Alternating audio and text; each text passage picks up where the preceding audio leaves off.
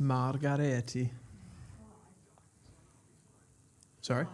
Oh, we're live. We're live. Yeah, we knew that. We are here. We're so ready. Welcome, everyone, to Thursday Night Football. I reckon this is the second Thursday night game we've done for the entire season. That's true. Haven't done a lot. Mm-hmm. I'm really excited for this one. This one we have genuinely two teams that could be there at the pointy end of the season. Sydney are currently second on the ladder. The Lions are eighth on the ladder, but the Lions go into this one at $1.85 favourites, Jesse. Do they really? They actually do. I did not know that.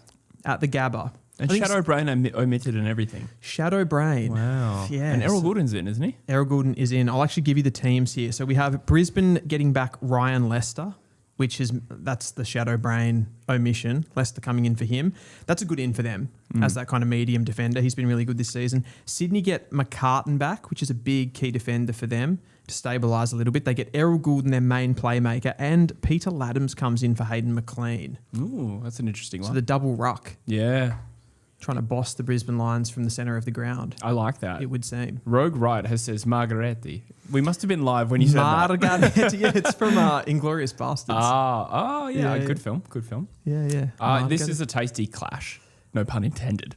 A tasty clash. Yeah. Are you thinking about pizza? Yeah. We just ordered a pizza. That's why we're a little bit late. The pizza arrived right as we were about to start. Was it last live stream that I introduced you to Aaron Cheney? Who's Aaron Cheney? I'm sorry. No, I know what Aaron Cheney is. But that was a particularly nice one. That was a draft, actually. Sorry, it wasn't the last. It was Was it the draft? A mid-season draft. Mid-season draft. Yeah. It was a tasty affair, that one. It was a tasty But grand final replay from just the year before last. Yes. And then next Thursday, another grand final replay from 2025. And we'll be streaming both games, won't we, Dylan? We will. We're liking these big clashes at the moment, coming towards finals to kind of... These teams have an opportunity here to set a marker. Where is your thoughts going with these games? I know we talked about the odds with Sydney being actually the underdog, which is kind of weird that it's 2 versus 8th and they are the underdog, but they probably haven't been, the last 4 to 6 weeks, they probably haven't been as sound as their record suggests. They had, I think it was a game against St Kilda. They narrowly got out of jail in that one. The Port Adelaide game, even going back to the North Melbourne game, they only sort of got over the line against us by a couple of goals that they kicked late. So they've probably been not so convincing. But at the same time, Brisbane haven't exactly been sound themselves. They've just lost games. Yeah. Mostly, other than what they got back on the winners list against 2 weeks ago. Yeah, I think they've won 2 in a row. I'm drawing a blank on that because I can only think of the games where they lost. Richmond was one of them. I feel like they beat somebody semi-decent before Richmond. They did. Let us know in the chat. We're drawing a blank right at the crucial moment. I can think of their really poor performance against Fremantle, the horrific one against GWS. There was a Richmond win, and then there was a more reasonable one in the middle. There was. People saying late true footy. Sorry, Fiona. Appreciate you being here, though. And Pat Kaz says true pizza. True pizza. We love a pizza. Starting a third channel. We really do love a pizza. We do have a poll here, Dylan. 64% so far on the YouTube chat tipping Sydney. Are you tipping Sydney? Yeah, I did. I think by about 4 goals, I reckon. Really? This is the second time these two sides have met this year. And I think the first result was 7-goal win to the Swans over in Sydney. Yep. Obviously, that was a long time ago, but I don't know if the narrative has really shifted from that. Really, Sydney this year have looked 7 goals better than Brisbane. I don't know if I'll tip that tonight, but... it also helps that they beat the Lions at the Gabba late last year. It does. Oh, that's what I was going to bring up. So they win by 44 points back in round 1. 2 points the Swans got over the line against the Lions late last year. That was that really epic one. It must be said, though, Brisbane were leading that game by quite a bit, weren't they? Last year? Yeah. I thought that Brisbane came back and kicked like the last 4 and still lost. That's the way I remember it. Sydney were in front, you mean? Yeah, Sydney were in front. And then Brisbane came back and still lost. That's the way I remember it. Yeah, maybe. Yeah. And then it was 4 points the time before that in early 2025, round 1. Okay.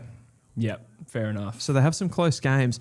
I've got a feeling, and I don't know if this is just the majesty of the Brisbane Lions and how successful they've been in the last couple of years. I feel like today is the day that they're going to turn things around. They've always, the last 2 seasons, they've managed to find a way to do it when they've really needed to do it. This is the last chance for me. If they lose this game, I don't trust them anymore. I was going to jump on that and say, totally they could, because it's the Brisbane Lions. But it has to happen this week. It has to happen. You can't let this one slip. from a win-loss point of view. Sydney are playing for top spot. Like that is still live. It only takes one slip up from the Fremantle Footy Club, which obviously doesn't look like it's happening anytime soon. But if it were to happen, Sydney would probably take top spot immediately. They're probably the only one that could threaten Fremantle from this point. You'd think you so. would think. You'd think so. Brisbane, however, are 8th and playing for this spot in the 6th, let alone the 4. Yep. They are also only 1 win from 4th. So it won't take too much for them to recover it, but they look a long way off Sydney from what we've seen so far this season. That game that we were talking about 2 weeks ago was against the Gold Coast Suns. Thank you. Yes, it was a pretty convincing victory. It was a convincing victory. It was at People's First Stadium too. It's just difficult to know how much weight to put in a game like that because I think typically a Q clash like that, it would be a big game. You'd consider that a really strong win. But what Gold Coast have been doing around that has been really, really poor as well. Absolutely. This is a much bigger litmus test. This is a much bigger test. You used the word weight, Dylan.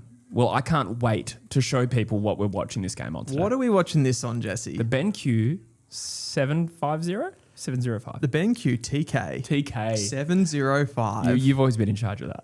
Yeah, I know. I gave you a little layup. We're watching this tonight on this beautiful, beautiful, majestic beast, the BENQ TK 705 STI projector. This thing is absolutely stunning. And if we can just get the producer to put the screen on right now, just to see what we can see, this thing is a thing of beauty. There's a book sitting up there of the Hermitage Museum there in Russia. This thing's even better. Yeah. I mean, Da Vinci could have painted this instead of the Mona Lisa. I think. Absolutely. No, it is great. We've been watching all our footy games on this. You've been watching the champs. Like when I've come over before, you've been watching the champs on this game, on this projector. It is awesome. It has a real like cinematic quality to it. Yeah. So when you even like overnight, I've been chucking it on occasionally and like putting series and documentaries on it, and it does feel like you're in a cinema. It's like they're in the room with us. It's like they're in the room with us. You turn all the lights out and it just looks beautiful. It does. It looks great. And I can't wait to have this, especially for grand final day. That's going to be very exciting. It's going to be absolutely awesome. Yeah. Absolutely awesome. So check out the links in the description below. We have a couple of affiliate links down there. It's also pinned in the chat and it's also in the description of the stream. Yep. If you're in the market for a projector, this one is an absolute ripper. I haven't had any trouble. It connects to everything. You can plug it into a speaker. You can use the speakers on it. It can just be a standalone thing. So easy. You can plug your computer into it, all of that kind of stuff. Check it out. We have the official UFL in the chat saying, have the two of you ever considered acting, by the way? Your projector ad the other week was genuinely amusing. Dylan, you did dabble in some stage theatre. I was like, what? I absolutely did not. Yeah, I thought you were a very compelling Hamlet. You were a comic, as I hear. I was a mime. A mime? You so would be a mime. Yeah, but too. it sucked. I never got any lines. I reckon that was actually funny jokes. doing that. It was funny doing that clip because it was like, that was the first time I'd seen you in that setting. Okay. In what setting? Well, like in the acting. Yeah, okay. Yeah, we got a few compliments. I appreciate the feedback. What you didn't see is how many times we messed it up. Oh, yeah. And even the simplest lines became... You should see our ad reads in general. Yeah, it's not... It would actually be funny to show, wouldn't it? I would love, if I'd have thought of it throughout the time, to have made a blooper reel. I reckon 1 minute of ad read footage is 15 minutes that I have to edit down. Completely. It's so funny because we can sit here and chat bullshit, but then as soon as you give us something that we actually have to say like line for line direct, we're like reading it, coming back, having to do it in like little, especially me, I have to do it in such small sections. Yeah, true. I write them, would give me a bit of an advantage. Yeah, so you are literally like seeing it for the first time on the screen. And it is a competition. It is a competition, as we know. I've got some stats to give you here, Jesse, as we come into this game, which might inform us a little bit about who's slice of pizza going to win. You've been eyeing that off. You have been eyeing that pizza off. Okay, who do you reckon's got the better clearance profile out of these two teams looking at the midfields? You're talking like Heaney, Warner, Rowbottom, Goulden when he's there, up against a Dunkley, a Neal, a Washcroft, a McCluggage, and even a Bailey at times. Who's got the better raw clearance profile? Well, Dylan, I have done my research. Oh, have you? By the way, you timed that question perfectly because I took a bite right as you asked it. And then you added this extra couple of layers. Just gave you some... I bought you time. Perfect timing. Well done. You really are a professional. We have that mid-forward connectivity. Yeah, we do. Yeah. Brisbane clearly has the better clearance profile from my research. Yes. I'm really hopeful that we have the same. I was kind of hoping you'd go, well, it's probably Sydney. Yeah, no, I mean, Brisbane is still number one for total clearance differential. Yep. Number 1 for stoppage clearance differential. Number 2 for centre clearance differential. And number 2 for contested ball differential. That is correct. Ding, ding, ding. 3 points on the True Footy quiz. Absolutely. And what was interesting about that, on raw clearance differential, Sydney are ranked 10th in the competition, so they're not particularly strong in that area. However, they are second behind Brisbane for scores from clearance. Okay. So they can get you in a sort of lethal manner. They're just not going to get that sort of volume of total clearances overall. Brisbane, I reckon it's a bit of a contrasting styles kind of game because you've got Brisbane as that uncontested marking team. They're number 1 in that area, where Sydney are number 1 in the handball meters gained stat. So you kind of got to run and gun from the back line. Sydney want to generate the ball, get it moving really, really quickly and make those quick decisions. Brisbane are a bit more methodical. And then they go inside forward 50 long. Absolutely. With a kicking style. Yeah, it's 2 contrasting styles. One that likes to play from stoppage and one that likes to burn on turnover. Last time these 2 sides met, Sydney scored 11 goals 12 from turnover to Brisbane's 4 goals 7. So more than double the scoring shots for a start, and then a 47-point differential from turnover alone. So if you can play on your terms tonight, you probably win the game. Yeah. Like if this becomes a scrap and it's stoppage heavy, Brisbane you think probably Brisbane win. are going to get on top? They're just going to control territory. Yeah. You do think though that maybe those 2 styles, looking at it, that Brisbane can win the ball out of the middle, but Sydney can counterpunch them really quickly off the back half. So it's going to be that a little bit as well. I scroll down to my next dot point, and Brisbane actually won the stoppage battle, 45-23 clearances, and they lost by 7 goals. That was what it was last time. Yeah. So it won't simply be enough to win clearances, but it's more about restricting Sydney, executing their handball and transition game, right? That's the bigger question more so than the clearance stat line. Who do you reckon the Lions have to stop the most? Is it? I reckon I'll give you some names to set you up here. Heaney is probably the biggest match winner for the Sydney Swans, but then you've got Goulden coming back playing his first game, and you've also got Blakey, who is kind of that generator of the ball movement off the back half. I'll pick your poison. I don't know. I mean, Heaney's probably the player I'd rank number 1 out of those 3, but if you're shutting just down one of them is not going to be sufficient, I would have thought. And Goulden, I mean, hasn't been in the team. McInerney has been. He's out with the calf, I think. I think he is. Yeah, he got injured recently. I didn't double check how long that's for or anything like that. So good timing for Goulden to come back in. I wonder how quickly he's going to hit the ground running. Probably pretty quickly, but there's always a little bit of doubt, obviously, where the players have a lengthy layoff. I feel like with a player like Goulden, as long as there's no re-injury, instantly, and he has some kind of problem that kind of props him up, he's one of those players that will just come back and just seamlessly be good. Yeah. And they'll almost have to hold him back from himself. Yeah. Yeah, probably. Was it a shoulder? Yeah, it was some sort of an arm injury. I feel like it was, upper body, wasn't it? Yeah, I don't think he stopped running and stuff like that. That helps. It would hurt to run with a bad shoulder, but you'd recover and run quicker than if it was like a knee or an ankle. Yeah, right? absolutely. And they've got all that equipment that you can run now, Yeah. kind of weightless. Yeah. Is that right? I know what you mean. They take the weight off. Yeah. Yeah. That'd help your upper body too, I imagine. Yeah. Gee, this is good analysis. Yeah. we have 40 odd in the chat. Thank you so much for being here, guys. Chuck a like on the stream if you don't mind. Pat Kaz says, I like a Russian Colosseum. I don't know if that was in regards to my Hermitage comment earlier. I think it was, yeah. And Damien Hardwick said a Russian Colosseum Oh, that's right. in his... Yeah, that's a right. Roman Colosseum Yeah. for the this thing. That's it. Yeah, Russian Colosseum. Russian Colosseum. UFL says, I reckon the Collywobbles will cash in their Magpie in the bank to play 3-game multi-ball footy and win when both teams are exhausted to gain 8 points and climb up the ladder. I'm going to need some translation of that. I'm also off very little sleep, and I'm trying to process that 3-game multi-ball footy. Is it that they're going to beat both of these sides in the back end of the year? I reckon let's break this down. I reckon the Collywobbles will cash in their Magpie in the bank. What does that mean? I'm not sure. Let's just focus on that sentence for 3 to 4 minutes. Yeah. To play 3-game multi-ball. What does that mean? I'm struggling. He says, okay, I see neither of you are wrestling fans. Hey, okay. Yeah, there you go. No. You got us. Yeah. We're much more into our stage theatre. We are much more into our stage theatre. Here we go. Am I starting to come around to Sydney as the game gets closer? Maybe I am. So were you Brisbane? I'm Brisbane. Okay. Well, give us a tip. I'm going to say Brisbane. I'm going to tip Brisbane by... Oh, you did say that, actually, yes. 5 goals. Wow. 5 That's goals. a pretty significant victory. I would say Sydney by 24 points. Okay, so 4 goals.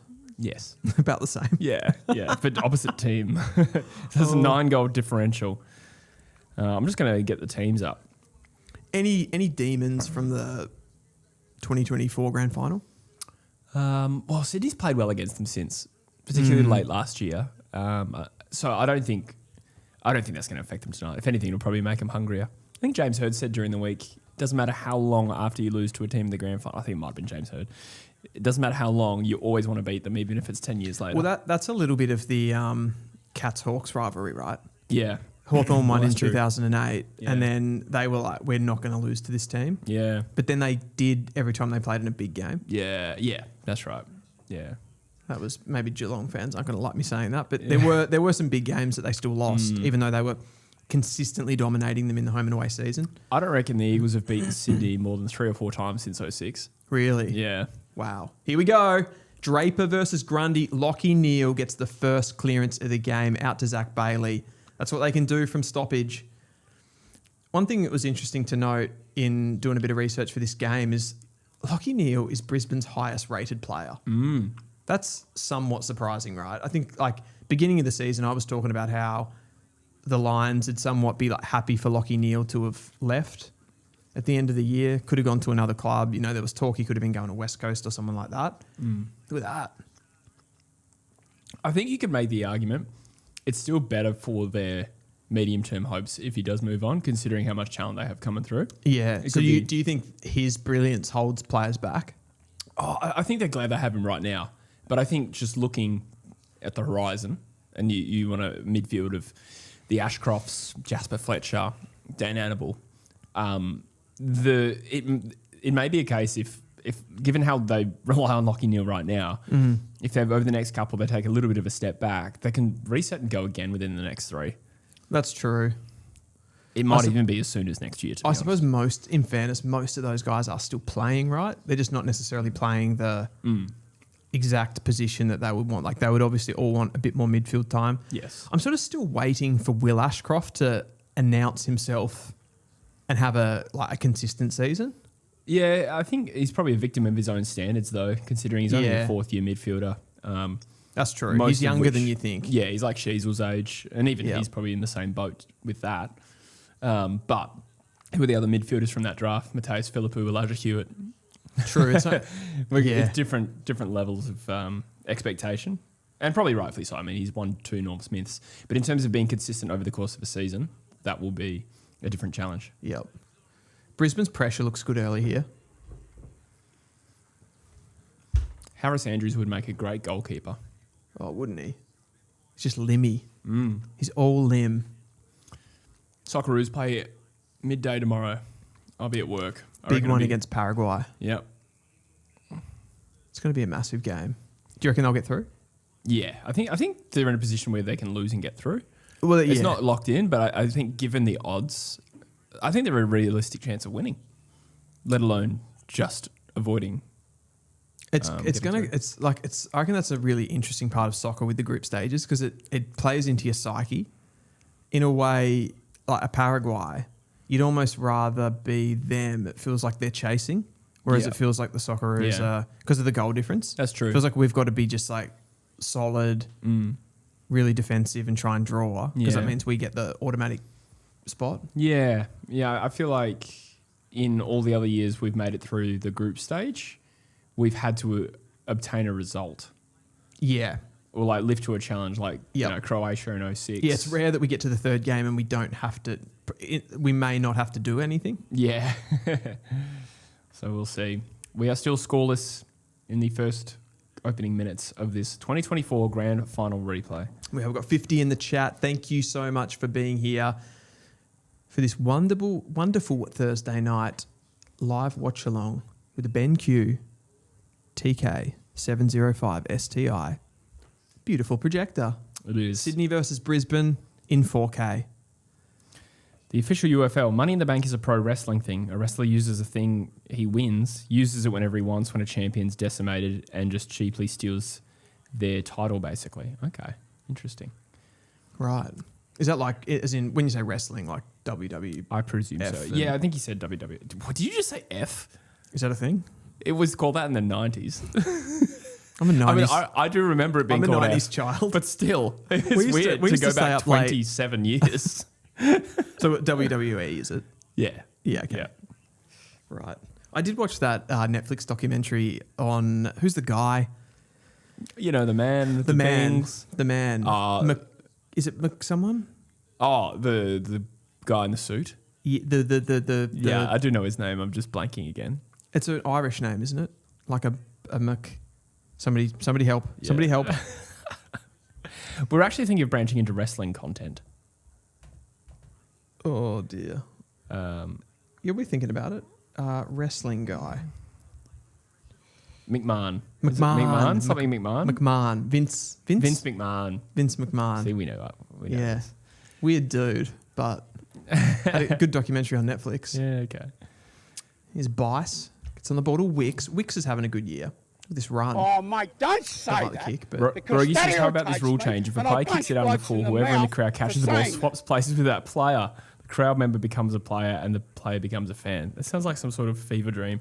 that sounds like wrestling. Yeah, that would be something that would happen in wrestling. It was better than Maybe they put the Premiership Cup hanging from a cord. Stop and you trying to turn it into You got to Quidditch. climb a ladder. Stop It's not trying to- Quidditch. You're trying to turn it into Quidditch, and you've got to get up there and get the Premiership That's Cup. WWE.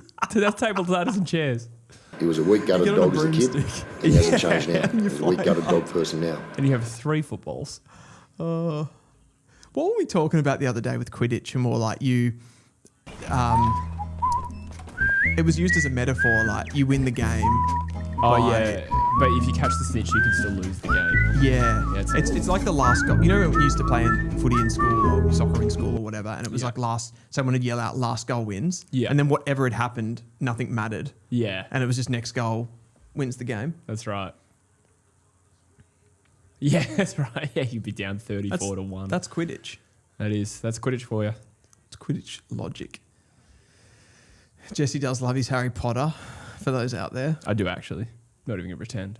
But I don't play adult Quidditch. You do. You go to those... No one will have me. What are those things like Mark from Peep Show? He goes to those like reenactments. Oh, yeah. LARPing? Live action role play? Yeah. Yeah, that's what it's Jesse called. goes to that. Yeah, I do. Just to spectate. Take Grundy chips it to... Is that Rowbottom? No, it's Mills. It's Mills. Mills is such a weird player. Like when I say a weird, he's not a weird player, but in the sense of his career has just kind of, I feel like it's just gone to nothing. Yeah, I think he got injured, I think, at the peak of his powers, right? Yeah. Like he was in some great form. I think it was a shoulder Rico, which was, wasn't The it pre-season. Yeah. Oh, God. What a great shot on goal. Oh, my goodness. It's been touched through. Sydney scored a behind. There's Brandon Starcevich. I was going to say that too. Who is that's it's not Wicks. It's I don't know. we need a lot of help. We need a Who lot is of that? Is that a recent style? The haircut? Yeah. Number 33. Oh, Caden Cleary. He's far too young to go skinhead. Yeah, that's very skinhead, isn't it? It's not just a Caden buzz. Rico. Yeah. Ooh. Nick This is Blakey. That's a cagey. nice kick. Ugh. Oh, Jasa wrong. Pushed off it fairly easily by Hipwood, of all people. They're on here. Mind you, it's not a great kick. Can he keep it in? He does. It's McKenna, isn't it? Yep. It's a And it's a shocking turnover. kick. Straight to McCartan on the last line of defence. He kicks to Mills. Yeah, when Mills was at his peak of his powers, he was moved like liquid. That's why they called him Mills. What? Like milliliters? Oh, milliliters. Yeah. I was thinking of like a wood chip mill. Oh. Like, this doesn't make sense. Kerno. I guess you saw that coming. Good one-on-one there from Ty Gallop. That was well done. The noble steed. The noble steed. Oh, the second steed. Yeah, true. Leo's number 1. Leo Steed. 43 in the chat. Thanks for being here, guys. We still have 58% tipping Sydney. After your comments, I wonder if people switch to the Brisbane Lions. Maybe not. I don't know if we're that influential. I doubt you'd trust me. My tipping is rank. Harkon says we're about 30 seconds behind. That's true. We unfortunately can't control that. No. We are. What's the time? 13:10 Yeah. is the current. Oh, we do have a timer up there in the top left-hand corner. I don't know if that helps for referencing. Yeah. But that's count up. That's count up. Yeah, exactly. We're at now 12:55. If you want to get with us in the chat.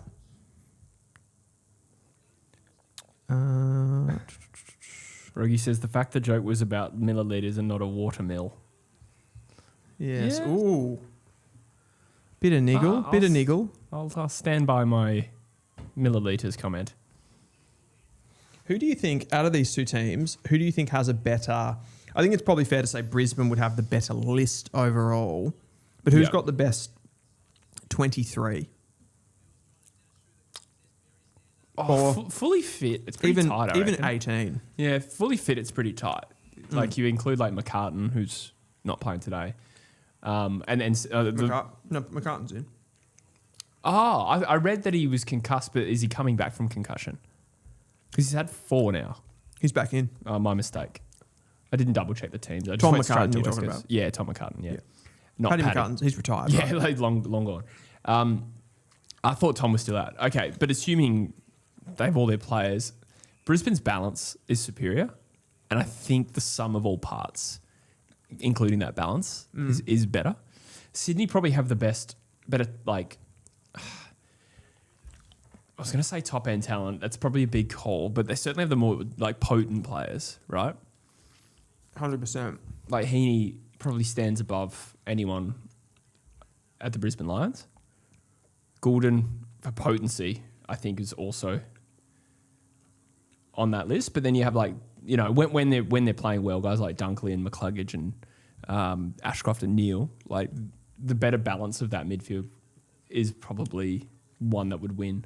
When evidently it does. I think statistically. that midfield, the Brisbane midfield wins. It wins clearance. Yes. Sydney's got those more like multi-dimensional players. Yeah. It's like Lockie Neal kind of doesn't play anywhere else, right? Yes. Yeah. He's just a mid. Will Ashcroft's the same. Like, you're not going to play him as a forward. He's not going to push forward, and I mean, he probably has kicked some goals and stuff like that. Yeah. Heaney and Warner are those like genuine, Yeah. kind of Swiss Army knives. Rogie says Sydney have them covered in the tall forward department.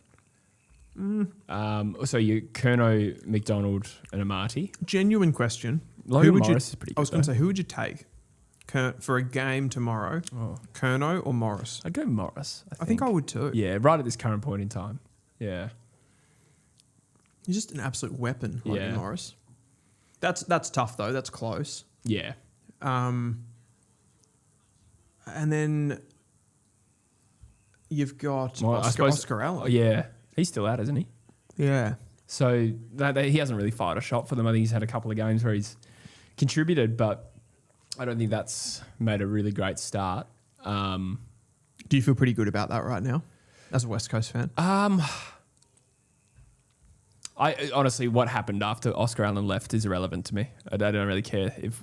Like, so if he played really well, you wouldn't have cared? Nah, not for how disparate like West Coast and Brisbane are right now. If he'd went to a rival contending, maybe I'd feel differently. Yeah. I also feel a bit of empathy for him. I don't think that situation played out in the way he'd have liked. Yeah. So I honestly actually want Oscar Allen to succeed. Just on a personal... Yeah, I like Oscar Allen. So Eric Hipwood is kind of Brisbane's second tall right now. Yeah. I've never been a massive fan of Eric Hipwood. No, I suppose Roggie's right then. The Sydney Swans. Yeah. So we're Definitely. talking... I mean, McDonald's kind of... Logan McDonald, that is. He's playing his career best footy. He's playing career best footy. I suppose, like, both of these teams, you wouldn't say, like, absolutely rely on that part of the field. No. Brisbane's smalls, I think, are the ones that really get you. That's the thing. That's well played. Speaking of, Charlie Cameron's taken a mark inside 50. Yeah. A very damaging small forward. That's the thing. Like, so you've got... We talked about Sydney having that kind of more dynamic, hurtful players out of the midfield, Goulden, Heaney, Warner.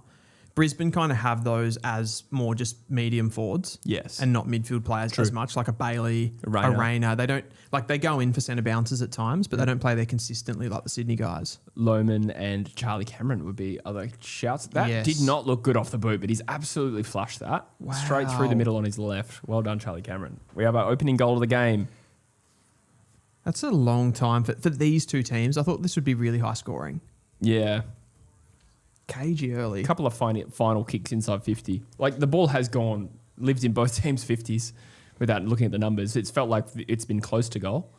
You know, one thing I think we've forgotten about, this is more of a holistic season conversation, but we've got Freo sitting on top of the ladder. And I think there's like this perception from the outside world, because Freo are kind of a brand new competing team, that they're going to crack at some point. Mm-hmm. We sort of haven't, we've gone away from that conversation around Sydney being the team that cracks under pressure, even though they've had sort of recently with somewhat the same group of players. There's obviously a bit of a shuffle and evolution there for them, but they've had 2 grand finals where they've absolutely crumbled. Do you sense that because they've got a new coach, everything's changed and they go into a final series this year completely free of that, or it's still going to be slightly there? No, I think it's going to be slightly there, personally. Do you think that helps a team like Freo? Absolutely. Who are going to be right up there as well? Like, I think at the very minimum, I think both of these teams are going to be playing in a prelim final. Like, not necessarily against each other, but they're going to be in the comp on prelim final weekend. I would feel much more trusting of Fremantle in finals on grand final day. If it was Fremantle versus Sydney, I'd be tipping Fremantle every time. That doesn't mean I'm right. That's just speaking to what my subconscious confidence is in their ability to show up on grand final day. But plenty of teams have been torched in finals, maybe not grand finals, but in finals, and then ultimately they overcame that. Yeah. I feel like the Brisbane Lions did that themselves. Not on grand finals, but in finals they got belted a few times. The rebuttal to that would be, Rayner just cuts through like a knife. When it Rainers, it pours. 12 goals to 1 behind. That's why Jesse's on the big bucks. You're right. Lions like that, he can deliver in the moment. The kill shot. Did you say lions like that? The kill shot. I tried to make my own shitty joke, but I was too busy laughing at yours. I wasn't even joking. I just said it. Oh, dear. Well, your prediction, obviously it's very early, but Brisbane look up for this. They do look and up if for Brisbane it. are up for this, obviously there's a huge chance. When Rayner does that, I worry for opposition teams. Gee, it wasn't a great attempt to tackle him though, was it? Wicks and then Bice. He is hard to tackle, like in fairness, but there was some, and you do that when you're playing. Yeah. Well, what we should also weigh into this conversation is that the Sydney Swans have played a lot of catch-up footy this year. They've only lost the 2 games, but they have found themselves playing very uneven games of football. You go back to opening round where it started. Oh, my goodness. Wow. And Rayner went with the one arm. Yeah, that was a poor kick inside 50 and a poor attempt and poor defence. It was just poor footy all around. Rayner thought that was one of those ones where he was about to get crunched and just went... Yeah. Don't know what happened there. Yeah. The problem for Sydney, though, playing... Oh, that's poor. That's really poor. Look at that. Nervous, yeah. Sydney have done that against the likes of North Melbourne, the likes of Port Adelaide, the likes of St Kilda. Yeah. Brisbane are going to be a more difficult team if they make that gap. Yeah. Absolutely. SML says, don't think you can fully trust Freo in finals either. They've won 1 final in like 11 years and choked a home final last year. No, it's totally valid. I was more speaking to the subconscious more than analysis when I said I trust Fremantle more. But what I have seen Fremantle do, first of all, I wouldn't say they choked that elimination final against the Gold Coast Suns. I thought it was a pretty even battle, 2 evenly rated teams. Fremantle definitely the favourite. We didn't expect the Gold Coast Suns to win their first final. But at the same time, I don't know I think a choke is a little bit harsh. I think people misappropriate the word choke quite a lot. It's like in the UK, a lot of people say bottle, and then they say that they bottled it. Like, I actually think what Sydney did in 2 grand finals, that's bottling. Agreed. Yeah. Because you just you just go to water and you choke. Yeah. Losing a game by a goal on the siren is not a choke. Totally. Yeah. No, so I mean, they probably didn't play their absolute best footy, but No. if you look at what happened 2 weeks before that, and the way they showed up against the Western Bulldogs in a finals-like game, I would argue that that's finals-like experience, maybe not exactly the same thing. However, in finals, I think what would be an interesting thing for Fremantle, while we're on them, is going into a final series as the favourite. That's something they haven't done yet. That's something they haven't done. But they do, I must admit, they keep responding to these questions Absolutely. consistently. Like you say that, like if we're talking about that Gold Coast game, let's just say for the point of this that they choked that game. Yeah. Well, then they responded by coming back into this season. Mm-hmm. They obviously went away, came back, and now they've dominated this season. Yeah. So they kind of keep ticking over new, not awards. What do you say? Like they kind of get new markers down. Yeah. No, absolutely. It was a very up and under kick from Levi that found Morris. And that's a poor kick inside 50. That's been a theme tonight. It was an intercept mark and an acre of space, and I'm not even really sure where the ball was directed to. I think it was a miss kick, to be honest. That's Hamling, is it? I forget that he exists at times. Sydney do have, as far as from a depth perspective, I do feel like Sydney's list starts to thin out a lot towards the bottom end of it, particularly when they get a couple of injuries. You start to bring in guys and you're like, ooh, him. Sydney? Yeah. Yeah, I mean, I thought that when Goulden went down. Yeah. And I think they covered him pretty well. It's but I interesting. agree, certainly structurally, like, McCartan not playing in finals would be a serious concern. Yeah. Blakey not playing in a final would be a serious concern. Arguably, those players are harder to replace. Here's Malcolm Roses Jr. He's been a big get for them. Absolutely. Still probably one of the recruits of the year. Oh, good tackle. Wilmot. No, you will not, says the Sydney tackler. Did you plan these? No, I'm just on fire. When it rains, it pours. Darcy will not. I'm just honouring Dennis Cometti, but doing a very bad job of trying to beat Dennis Cometti. Who's the top disposal getter, Jesse? Shit, I don't know. Can you give me a hint? Uh, Is it a Brisbane Lions player or a Sydney player? Yeah, it's a Brisbane player. Lachie Neale. No. I keep sort of, engaging in a conversation and watching as well, so it makes it a bit harder. Brisbane Lions player. Will Ashcroft? Yes. Okay. Notice him a tiny bit. Second is Grundy, and equal with him is Mills. And Neil is equal as well, so they're on 8-7-7-7. Every time I see Sam Wicks, I think, I just made this dope website with Wix. Did you ever get that ad? Yeah, like WIX. Yeah, Yep. the website maker. Yep. I just made this dope website with Wix. I think I was playing around with that at one point. Yeah, For like a website. I did it for a uni assignment back in 2018. Yeah, right. Is it that old? Yeah. Wix. Yeah. Yeah, interesting. SML says, I feel like Freo do play a brand of footy that will stand up in finals. I agree with that. Absolutely. Yeah. There's never really that point with the Dockers under, at least in the last sort of 2 years for me, where they play really uncompetitive football. Oh, here we go. Brisbane are out through Kai Lohman. Channeling his Ackermanis. That is Why did I a say his name weird? shocking. Couldn't nail the kick like Ackermanis, but he's resembling him. He's had like too many options then. Yeah. You're like, does he go inside? Does he go out to the pocket? Does he have a shot? Yeah. He probably took the right option. Oh, wow. Oh, boy. The skill errors in this game have been regular. What's happened here? Brisbane Lions free kick. This is big.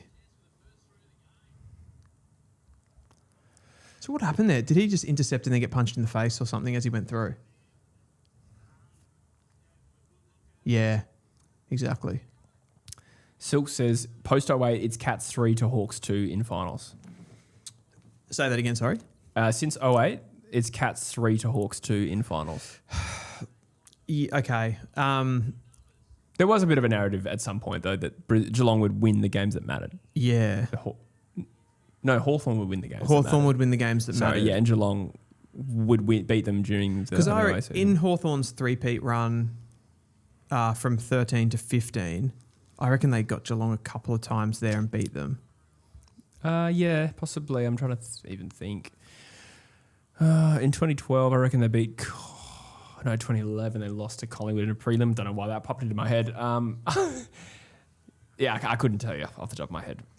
No, I definitely saw Hawthorn. I knew someone would pick up on that I said that. One of them was the most recent one, the most recent prelim. Right. Geelong v I Hawthorn. to be honest, I kind of wasn't talking about. I was talking about like that 2008 grand final and sort of within a period around that more so. Like I feel like a lot's changed since then. Yeah, agreed. Excuse me. Kane Burgess says, how was Kane at Footy Fan Network? Those debates have been great. I really enjoyed having Kane. I thought he was really nice. He was very respectful of the space he was in. Made an effort to make sure he said hello to everyone. Sat and stood and delivered and made his points.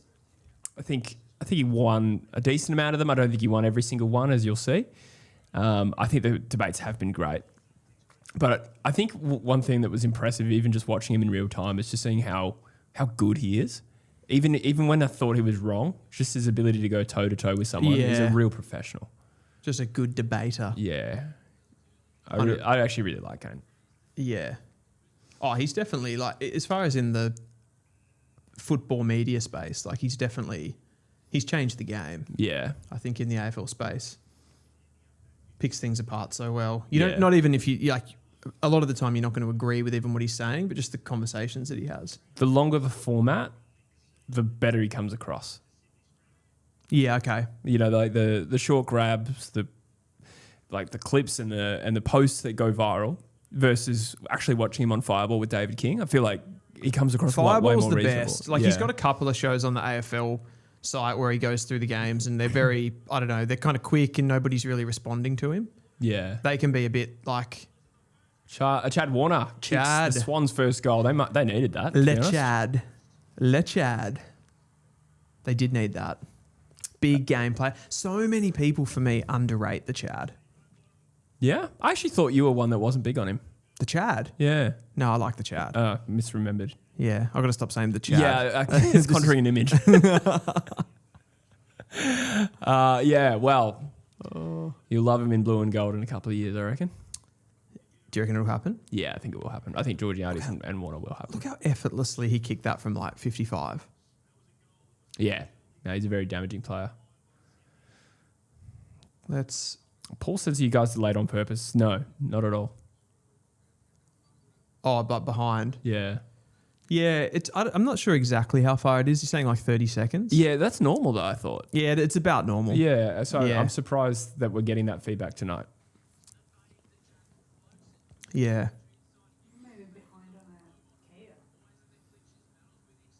Are we on KO right now?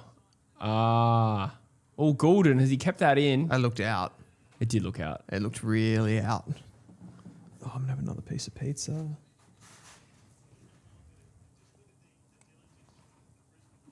Tom Macca says Chad, Harley and Willem centre bounce will feed families. That's crazy. It would be nice, yeah. Probably a bit offensive leaning. You probably want to chuck a Jack Hutchinson. Chuck a Jack Hutchinson. You probably would though. A row bottom. Yeah. A row bottom type. Yeah. Who else have you guys got to play that role? You could get that's probably Graham. Dev. Oh, yeah. Dev, yeah. Dev's a bit more of that physical. Yeah. Oliver type Franco. player. Recruited for that purpose. I did actually I just did the events data for the South Australia versus Allies game before you got here. Which you can find if you have a membership on truefooty.com.au. Dylan does outstanding draft content on there too. Still building it, obviously, but it's getting there. I've got a new name. Well, he's not a new name. I think draft watchers will know this guy, but Memphis Webb. Oh, yep. South Australian? South Australian. He's over 190. Tall mid, super clean, super competitive, and has elite speed. And 8 legs. Jared Berry takes an uncontested mark, about 40 from goal. 19 plays 9. I'm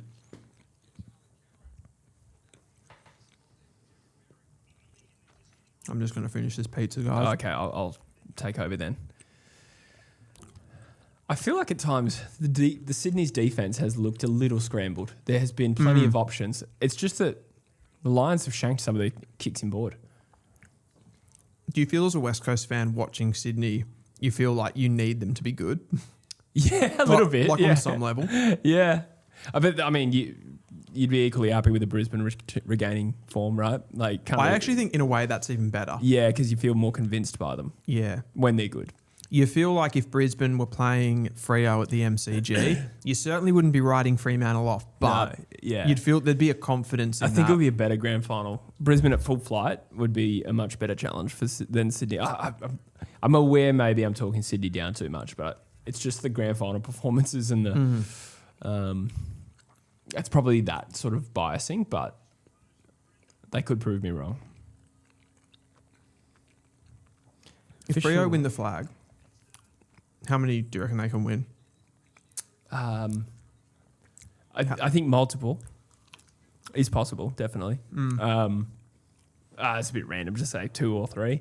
It never really works out that way when you look at a list. Like sometimes a young team will win a premiership and you assume it's going to continue, and it doesn't.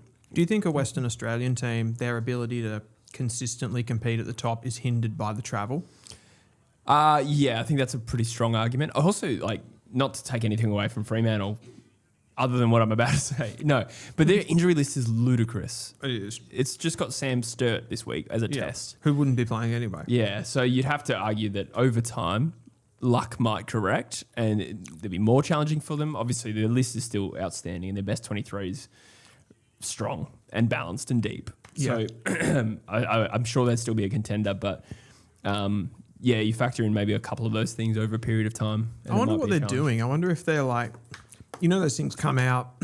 Are they I wonder if their head fitness guy, high performance guy, is he just absolutely killing it? He's put together some program. Well, I'm not sure because West Coast just poached theirs, which means that the new person is in their role for the first time. And I don't know if...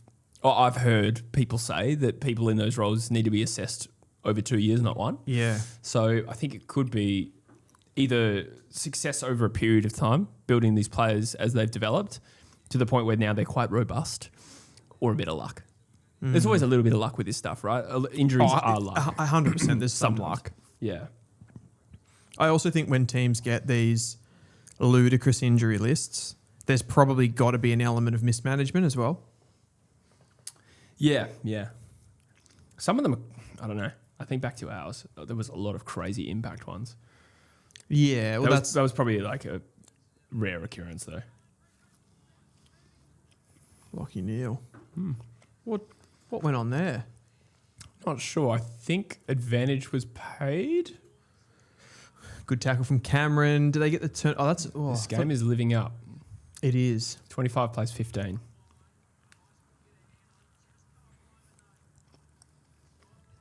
Oh, 10 points. Brisbane lead at quarter time. It's 4-1 to 2-3. Jesse, how have you seen it? Brisbane, without looking at the numbers, surely would have more time in forward half. They've got the territory. They've had the looks. They've probably fluffed a few opportunities. I'm sure Sydney's fluffed a few as well, but I remember the Brisbane ones more. They look up to play here. It's interesting. If it weren't for the fact that Sydney have sort of not played 4 quarters of footy quite often this year and still won, I'd be more worried. But at the moment, I think it's game on. So inside 50s are actually 17 to 13 in favour of Sydney. Wow. Which is interesting. They've had more disposals, going at a higher efficiency. It's really just that goal efficiency for Brisbane at the moment. Clearances are 12 to 9 in favour of Brisbane, which we flagged before the game that they were going to have the ascendancy there. Centre clearances have gone Sydney's way though. And the contested possession, uncontested possession is pretty even. We should settle that before you ask me how I thought the game had gone. That's the exact opposite of what I just said. Well, it's a feeling though. I probably would have said the same thing based on a feeling, but I suppose Brisbane had a couple of their goals were sort of counterpunch goals, and then it feels like more often they've had an open 50 with targets available. Yes, right. Yep. Which isn't necessarily always a Brisbane game. I wouldn't have thought. We do have a super chat here from Papa Greenfinger, and he says, "Thank you so much." Or they said, Sydney sweating might be in for a whooping. Oof. Sydney sweating, they might be in for a whooping. Well, all those numbers kind of suggests that the game is more even. I would say if you looked at those numbers, you would think that Sydney were up by 10 points. Yeah. Watching the game, Brisbane rightfully feels 10 points up. Exactly. Yeah. Exactly. Paul Columbera also says, only one team that has finished on top of the ladder in the last 10 years has gone on to win the premiership. Not to take anything away from Fremantle, they look a level above I love these. all the other teams. That is true, though. I agree with everything you said there. I think that my takeaway from all of that sort of data where you go, only one team's done it. It doesn't it's not to rule Fremantle out. It's just to say that the season is long. Yeah. And every team that's in it is less likely to win it than not win it, if that makes sense. Yeah, absolutely. I also, on the flip side of that, though, I would say rarely has a team been distantly first as well. And I feel like... But we don't know that yet, I guess, is a problem. No, that's true. But at this point in time, they're distantly first. I guess Sydney's not far behind them. One game. Yeah, sorry. From Sydney, they're only one game. But from the rest of the competition, there's a big gulf there, right? Yeah, to say third or fourth on wins and losses. Yeah. Yeah. But I'm not sure. I reckon there's context there too, because I don't think they've blown any big teams away. North Melbourne? Big teams, I said. I know. I was careful with that. No. But I mean, that doesn't necessarily need to be something they tick off. Blow away a big team, right? To prove No, but we're talking about the gap. Sure. Okay. Fair enough. We're talking about the gap. So, I do think they kind of dog walked Geelong. I know it was only 9 points, but I didn't find that a very convincing performance from the Cats. I know there's a little bit of context around the way Geelong played, and a few players out. Maybe that's fair. Fremantle versus Sydney is in a couple of weeks, I reckon. I don't know if it's next week or the week after. See, I got the feeling with watching the Hawthorn game. Oh, true. Yep. That. And I was in and out of the room for that game, to be fair, because we were together on that night. But it did feel like at times in that game that Hawthorn controlled it. Yeah, it did. But then they got completely swarmed and had no response. Yeah. Right? So, yeah, I suppose there's two ways of looking at that. You do wonder at the MCG, it could have been a different result, but evidently. Yeah. I mean, I would like a Freo in the mix to win the premiership. Absolutely. The only thing I'm saying is it's not over. No, of course. Sorry, Rogie says that's just not true. I didn't actually think about it, but he's right. Collingwood in 23, Geelong in 22, and Melbourne in 21 also finished first and won the flag. That's 3 Yeah, because didn't I say... Yeah, so it wasn't 1 in 10. Oh, Papa Green says I got a bite. Oh, no, sorry, the stat that I had was how many times has this at this point in the season? Yeah, yours was different. Somebody in the chat just said once in the last 10 years. Once in the last 10 years. Yeah, which I didn't even think to fact check because I knew. So who's done at end of the season? Cats, 22? Yeah, Melbourne 21 but see, and Collingwood 23. Cats came late. That's an interesting one because they weren't on top in round 15 of 2022. Okay. I think they won something like, I can't remember now, but they won 13 of their last 14. Right. One of those types of stats. So Collingwood 23, did they finish on top? That was the one, and then the D's, yeah. 2022 was the one because Melbourne came out of the blocks really heavy that year. When I checked the round 15, I think they'd only had one loss. Yes. Up until that point, and then they sort of collapsed a little bit. Had a poor final series. They went out in straight sets, didn't they? D's in 22. 22, yeah, they did. And then again, win the final after 21. Yeah, that's right. Yeah. That's interesting. Shall we just quickly showcase the BENQ Projector? Should we? Or should we ever? As quarter 2 is about to get underway, we are watching it in incredible circumstances. Would you say that we're watching it in 4K? Yeah. On this beautiful BENQ TK 705 STI projector. It's a luscious little beauty of silver colour. Yeah. And just a wonderful little device. I've been smashing it out. I have to move which direction? Jesse's being asked to do something. Oh, there we go. It's on the screen. You can see Harris Andrews there. Oh, the computer. It's my first day. Jesse's the work experience kid. As Sydney get it out of the middle here. Just wrong. What's happened? Heaney free kick.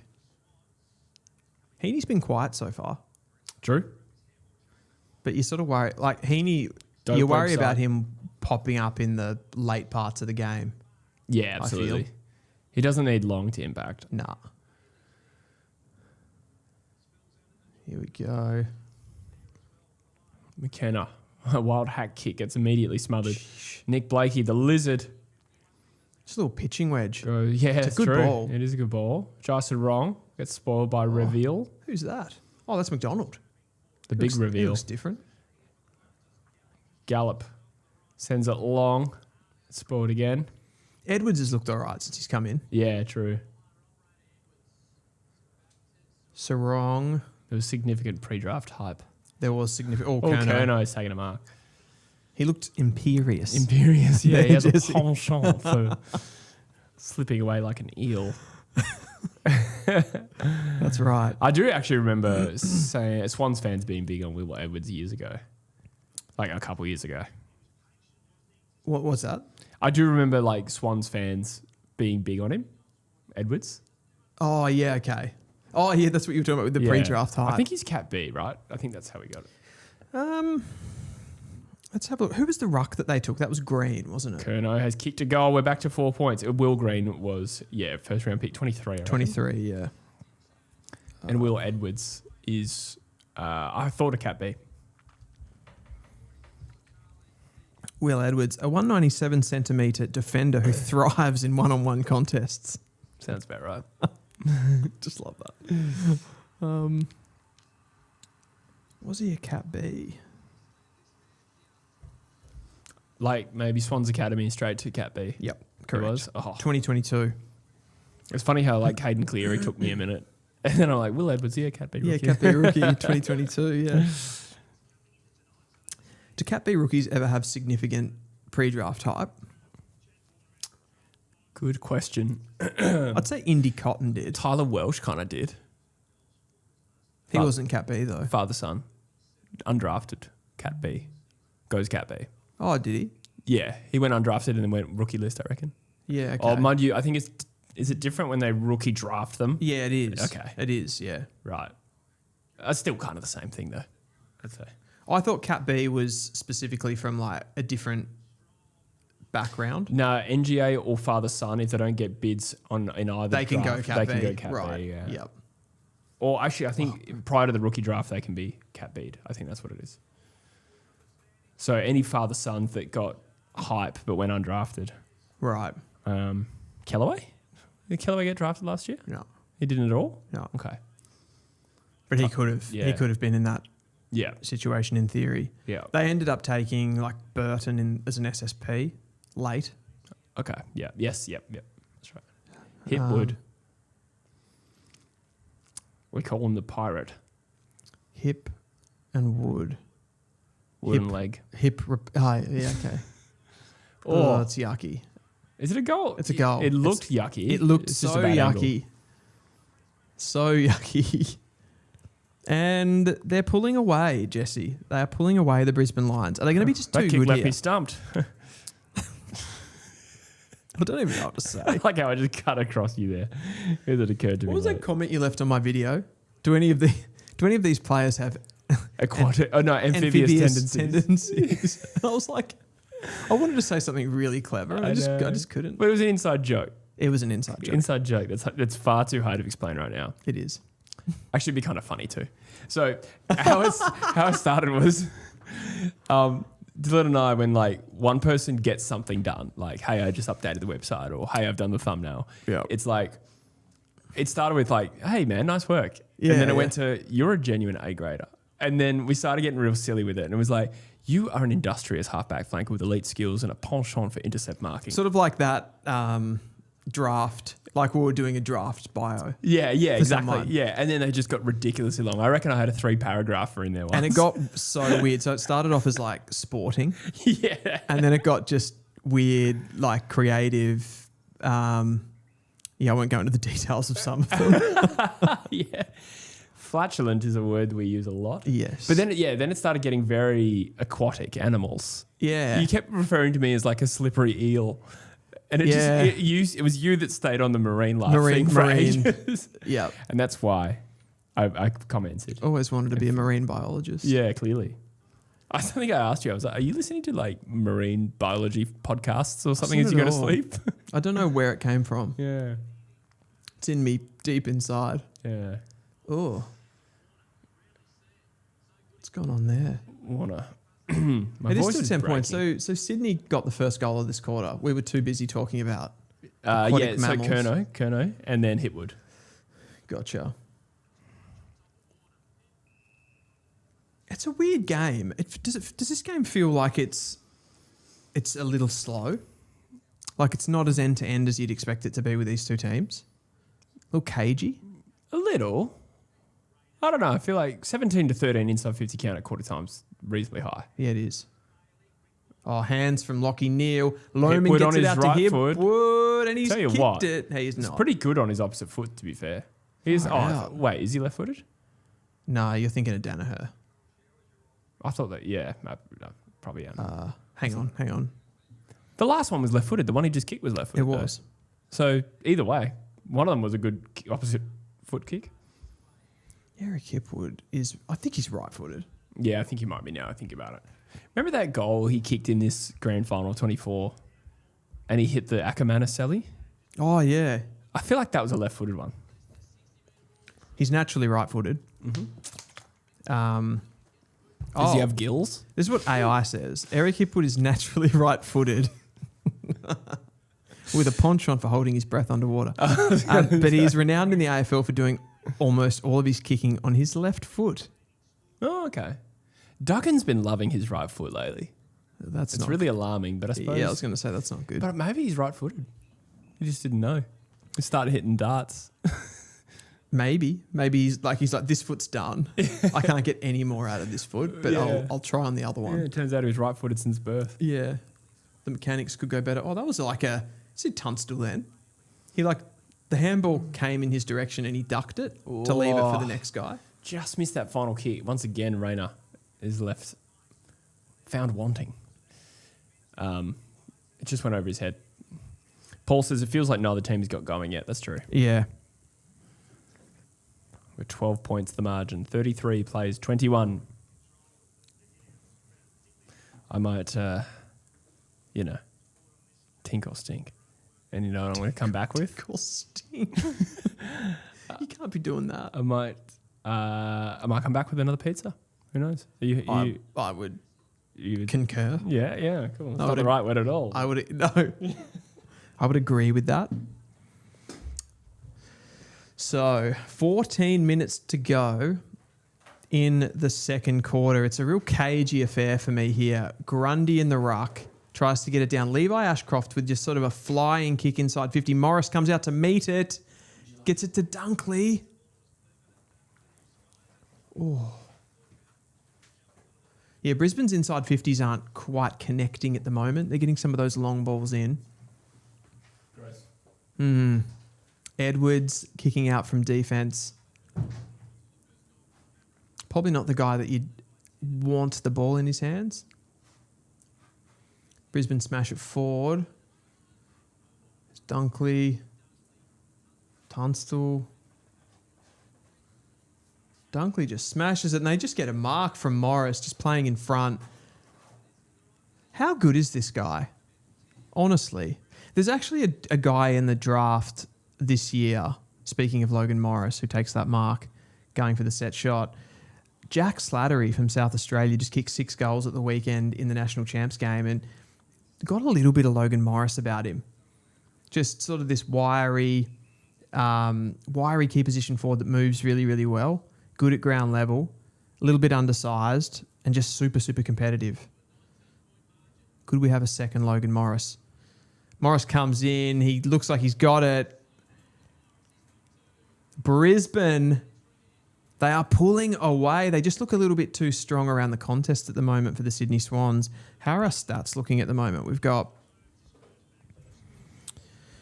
disposals are about even. Sydney have that natural handball advantage there. What are the clearances doing now? 15 to 12. So it's not that big of a margin. Brisbane up in the hit-outs, 6 centre clearances to 4 in favour of Sydney. So Brisbane don't really have too much of an advantage, but they just seem to be getting on. I feel like they're getting on top around the ball 50 contested possessions to 45. So they've got that slight contest advantage. Locking the ball in at the start of this second quarter, and they just look a bit too strong for Sydney. But we know the Sydney Swans can respond really, really well. Isaac Heaney is a massive game player. If he senses that they're in danger, he's going to try and get away. Grundy gives away a free kick in the centre of the ground. Draper smashes it in. Hipwood looks like he was held there. They're dangerous. This is where Brisbane are so dangerous. Lohman on the left.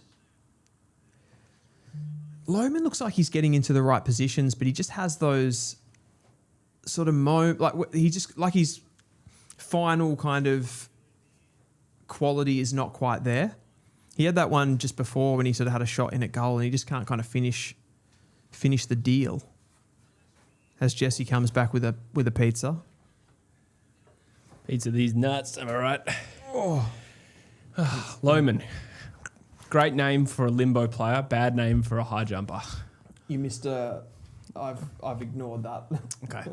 And yet, here we are, talking about it. Did you say bad name for a high jump? Good name. Yeah, bad name for a high jumper. Low man. That's good. You missed a Logan Morris goal. I heard your exquisite commentary from the Porcelain Palace. We're also on sideline right now for those who want to listen with less delay. James Jordan. Oh, do we? I can't see those comments right now. I'm not sure what I'm doing wrong. Oh, hang on. Sorry, yes. Gutter dog whistle.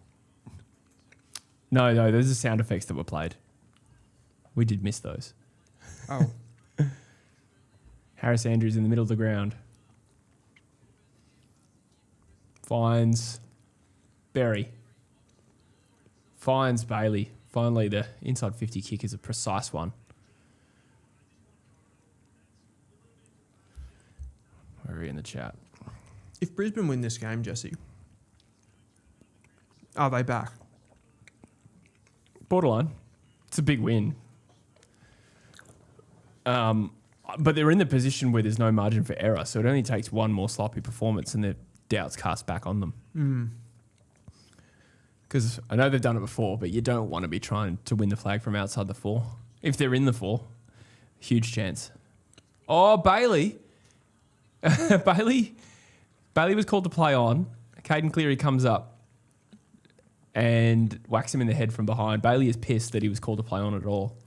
So he gets the free kick back and the shot a goal again, but he's flustered. Why did he call him to play on? Off the mark? I don't actually know. He's still I don't know annoyed. if it was He's time. like constantly shaking his head. Yeah, he's annoyed that he got called to play on at all. He swings out to the right. The kick looks good. It is straight through the middle. And this is a big lead now. It's a big challenge for Sydney. Yep. We know that they can come back from this situation, but still, you'd be a brave man to tip them from here.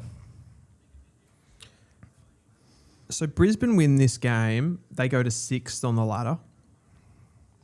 Yep. Percentage is all fairly gettable, like in the teams above them. I think they're behind a few, but narrowly. The percentage is 108, I think, going into the game. Yeah. Currently 110 with the current margin. Yeah. So it leaves them on the same amount of points, only down against the Cats by percentage in 4th. It didn't look like he ran off the mark there. I think it was a time thing. Right.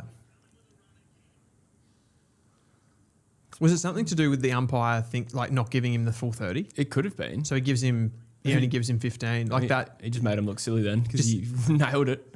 Yeah. You like the Mackay one, right? Yeah. I feel like there's a difference with that in that Mackay's a key forward and he takes a mark even further out. But they kind of go, he's a key forward, so he's having a shot. Whereas Bailey's more of like an outfield player. Morris almost couldn't quite bring it down on the second touch. Will Edwards finds dope website coming out of the back pocket. It's a Poor handball. Nick Blakey makes it look a little bit better, The but Liz. it's another turnover. Oh, Brisbane get the ball out. Barry to Wilmot. Will Mott do this? Is that what you said? Yeah, no, you will not. I think it was the exact quote. Oh, he goes to Chad. I forgot that they were kicking the opposite way. I was like, he's out. He's very out. excited for a halfback position. Yeah. Ball spills out of bounds for a throw in. Oh, I reckon Brisbane are back, Jesse. They're right now, as it stands, they're in the 6. Yep. Mind you, the 6 is not good. Like As in, there's no allure about being top 6. You want to be top 4 if you're a contender. so this is the situation. Geelong, Boy pig in the ruck. boy pig. Yep. Laddams. Oh, you like that one? That's what my dad would say, genuinely. Are you my dad? Yeah, I am, yeah. Bailey again. Now the umpire's given Bailey a free kick because he feels bad about making him play on. Yeah. He feels stupid. He's like, have a free kick. So Cats in 4th on 36 points, right? Mm-hmm. They've played 15 games. Hawthorn are on 38 points, but they've only played 14 games. So they're 2 ahead of Geelong in 4th. Okay. But they've also played 1 less game. Yes. Which is significant. Yeah. So good position to finish 3rd. Obviously, Correct. a lot of footy to play out, but that's But still they're a nice they're buffer. sort of in the box seat. Yeah. You'd have to say for that top 4. We're assuming that Sydney and Freo are safe. Yeah, relatively safe. Yeah, certainly Fremantle. Yeah. Well, Brisbane, Sydney might drop points tonight, but It seems that way, doesn't it? 27 points. The Crows are the interesting one. They're already on 36 points and they have a game in hand. So they could go to 40 points if they win the showdown. wow. Yeah, that's significant. Well, yeah, they're 4th going into the round, aren't they? Yeah. This is the last week of the bye rounds too. So the ladder will actually be... It'll get evened out. Yeah. They'll be... I don't know. Adelaide 4th at the moment? Don't think they are. I think they will be if they win. 5th. Yeah, they will be if they win. But they're even on points with Yeah. Geelong. They're only down by percentage. Yeah. Wooden Spoon Data, shout out, says umps need to start calling insufficient intent when players let themselves get tackled over the boundary line. Something does need to be done about that, I think. Whether it's specifically letting themselves get tackled, but also how many holding the balls are saved because the ball goes out of bounds. I don't know what you do to legislate against that, but so many times you see someone get caught holding the ball, but technically the ball crossed the line, so they're saved by it. So what's the answer? Yeah, I don't really know. I know what you mean, though. You're like a really good tackle's laid, Yeah. but it doesn't... I don't know, like... Ashcroft. Out on the full. 48 plays 21, 7:50 remaining on the game clock in the first half. I do think at times where like we're so hyperbolic about the umpire stuff and the rules of the game, you wonder just because we talk about it so much on 1,000 different content platforms, like in the mainstream, and then we talk about it on our shows and stuff like that. It's just any football fan now can get on Twitter and talk about it. Do we just talk about it more? No, I do think the rules are constantly changing and need to be criticised. For constantly changing? No, as in because when new rules come in, they create unintended consequences. Oh, okay. That conversation needs to continue, I think. It's not one that I really weigh into a lot, personally, but yeah, I get it. Ooh. We have 12 on sideline, by the way. 12. And we have 38 watching on YouTube right now. Thanks for being here, guys. Chuck a like on the YouTube stream if you don't mind. That would be very helpful. Zach says Jesse is all of our dads. That's true. Those are rumours. Ashcroft of the Levi variety. When the ball spills out of bounds. Good sort of offensive spoil there by Logan Morris. Just needed to get that out. Did you see that the rookie list will be abolished at the end of next year? Yeah, this is actually interesting what they're talking about doing. I actually saw one of the things that Sam Mitchell said about this. He was talking about list sizes. I'll let you go with what you were going to say. No, that wasn't. I was just going to say, what did you think of that? Yeah, I think it's quite cool. I like this idea of having it a little bit more of like a soccer system where and this is what Sam Mitchell talked about. He's like, it should be the amount of players that you have on your list actually shouldn't be determined by the AFL at all. It should be determined by how many players you want to manage. So based on where you're at with your current list situation, you can either have, so like a developing team might have a lot more players on their list, whereas a team that's gunning for the finals and they're going to then cut their list down and kind of keep it pretty compact and it's less people to manage, et cetera, et cetera. I sort of think that's probably where it will go. Yeah, I'd say the biggest thing about that will be what the AFL Players Association say about that. Sure. I suppose it's giveth and taketh away because less players on a list means less players get opportunities to join the AFL or at least have AFL careers. But then there's more money for those who are on the list if there's less players on the list, if that makes sense. There's more salary cap to be spread around. So it kind of, the AFL Players Association might see the pros as well as the cons. But I think they'll have deciding. Yeah, I'm not sure from a fan's perspective if it's like something where somebody enjoying the AFL experience is like, for an individual person, of course that's going to be a big deal. But from a fan's perspective or a watcher of the game, having more players just to enjoy the experience of AFL probably isn't something that I'm hanging for. No. But you know what I mean? The Players Association just is very of powerful. Course, that was more my point. Yeah, I understand where you're coming from there. Yeah. And they're going to be the ones that have a big say in it. But yeah, I sort of like that idea of being able to, as a club, being able to try to understand, identify where you're at and then building it around that more so than just always having this amount of players that you have to have. I'm for it in theory, but let me throw up a consequence potentially.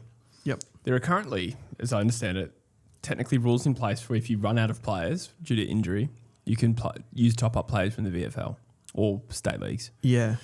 There's like a predetermined list that you can pull from. Does that become a bit awkward if you're a team that has decided to go in with a smaller list and you're pulling from the same? I don't think it's awkward. You just have to, I reckon. It's almost like they get pulled out of jail a little bit there for their own decision. Yeah, man, they've made a strategic decision to have less players on their list, and then they can still use top-up players, which may be better than the players that have on their rookie list anyway. Yeah, which would then, so you're saying then that would compel teams to actually take smaller lists. Possibly. Because then they could just be a bit more fluid with it. Possibly. It's more just that they sort of get out of jail if they've made a bad decision. There's got to be an advantage to having those players already on your list and training with you though, right? Yeah, presumably. Like if you're a Hawthorn and you've cut your list down to 28 players or something. You're running what do they mostly run now? 35 to 40? 44 to 46. 44 to 46? Yeah. Isn't that many, is it? Yeah. Yeah, okay. Yeah. I think it's 44 and then Cat Bs are outside of that. Let's say hypothetical and I Hawthorn. think it might be 47 is the most you can have. Not sure that's correct. Yeah, 100%. It was always 38 in my senior list, 6 rookie list. Then they changed it to 38 to 40 flexible and 4 to 6 flexible. So that's 44 either way. And then Cat B rookies, you can have a maximum of 3. So that's 47. Jeez. Then there's West Coast right now have 51 because they have 3 extra rookie list spots plus I think 51. Yes. So you have your 47, you have your 3 extra rookie spots, and we also signed Milan Murdoch to replace an inactive player. So including Noah Long, who replaced, and Milan Murdoch, we have 51 players. AI says 44 you have. 28. That would be insane though. There's 26 players named, 27 players named every week. Yeah, true. That was too small, but hypothetical. Like I didn't really mean that to be literal. Literal, yeah. Let's say 30. They decide that they want to take a really compact list in and they take 30. They're going to want to, if they're competing for finals and then they start to get really tight with their list and they need to get other players, it's probably not going to. You're right in the sense it's like then they can go, who's the best possible player that we can take for this? and then go and get them. So they haven't had to finalise anything. I think they have to finalise a list at the start of the year of players they can pull from. Yeah. I think that is already in place. Yeah, and there would have to be kind of like maybe like windows of doing it. Like maybe, you know what I mean? Like you can't just take them whenever you want. Yeah. There would have to be like sort of transfer windows or... No, I think it's when you hit the critical mass of too many injuries. Okay.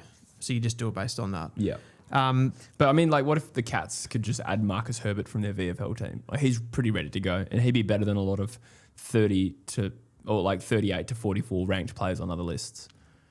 There'd be plenty of examples of the best state league players, despite not training with the club, being better. Wouldn't it incentivise that VFL push though, for players to actually to have that and have them ready? And like, oh, we've been watching this guy. He kind of knows the VFL, the way that we play, the system. Because the issue would be with, like, say you identified that, that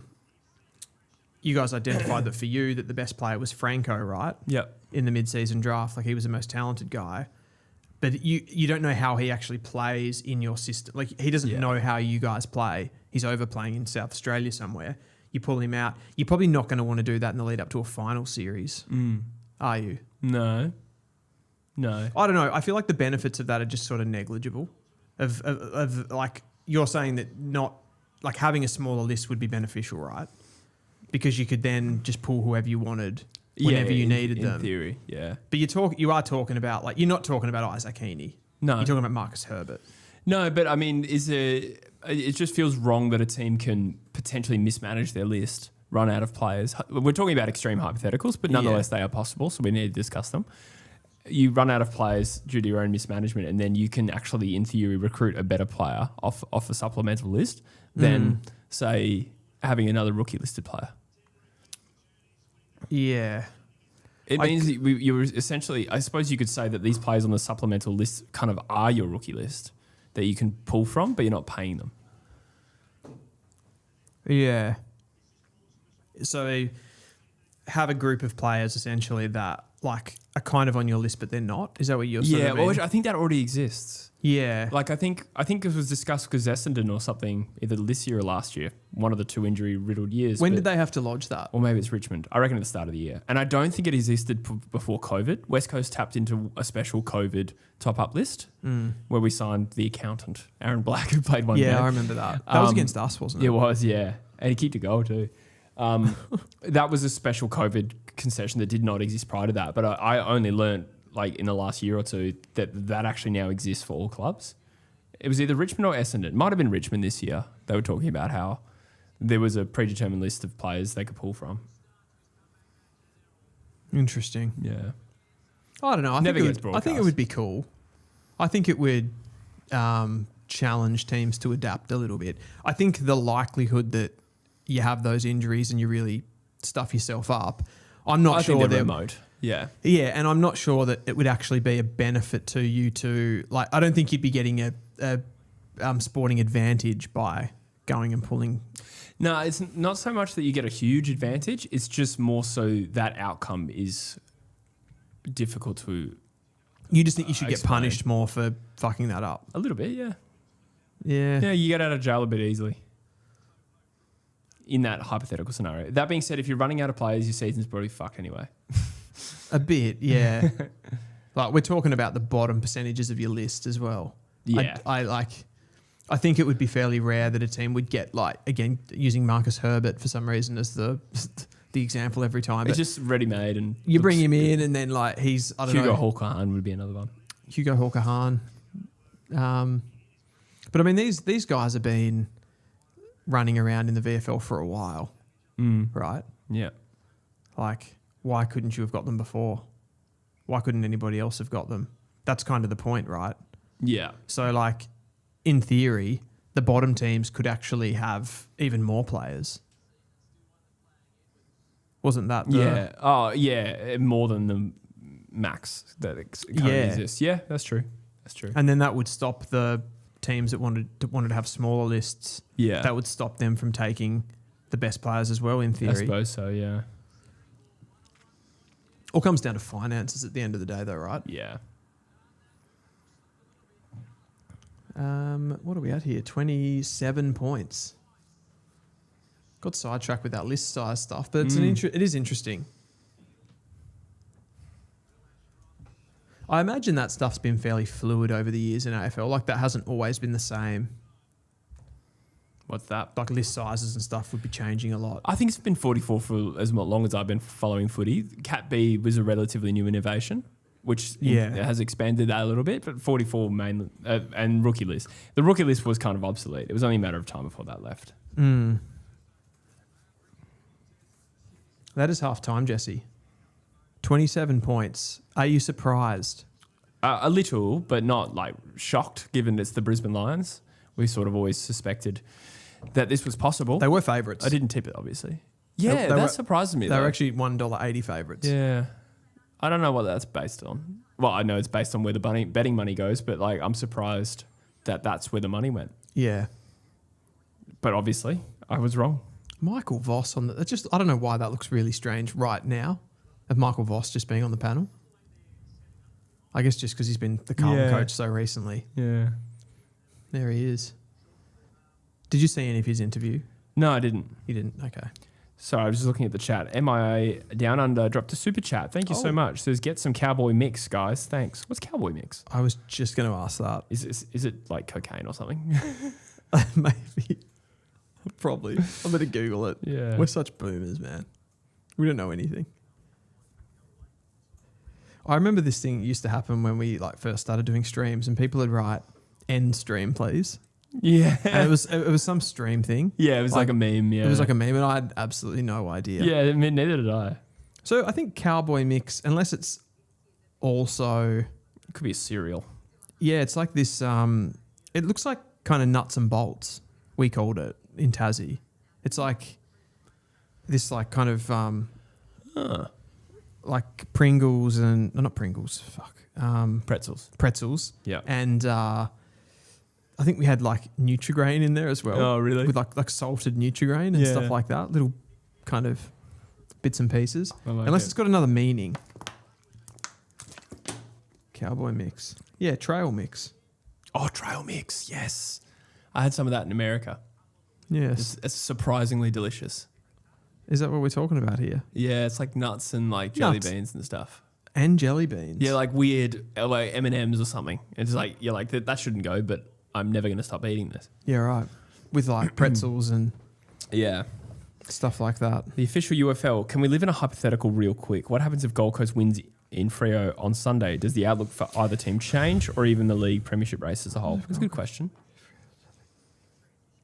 I would say I wouldn't read into it from a Fremantle point of view.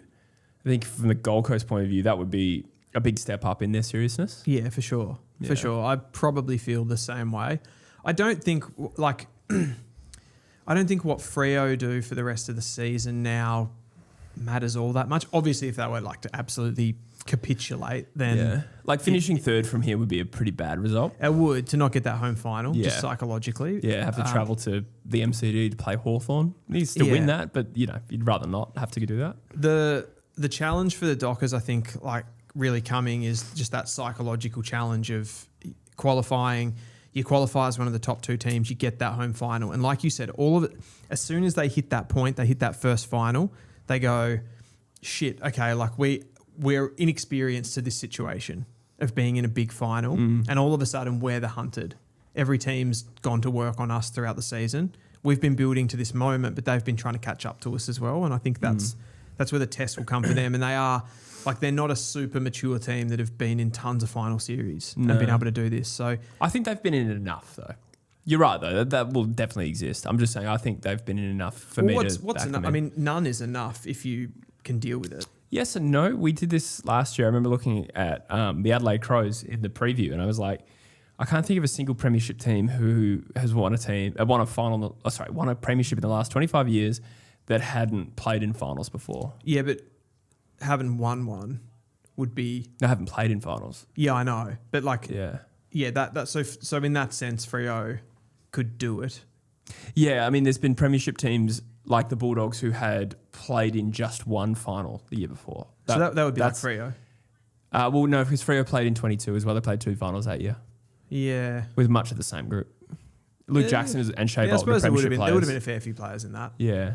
They've recruited some premiership players too, in Jackson and Bolton. Jackson and Bolton. Yeah, fair call. Yeah.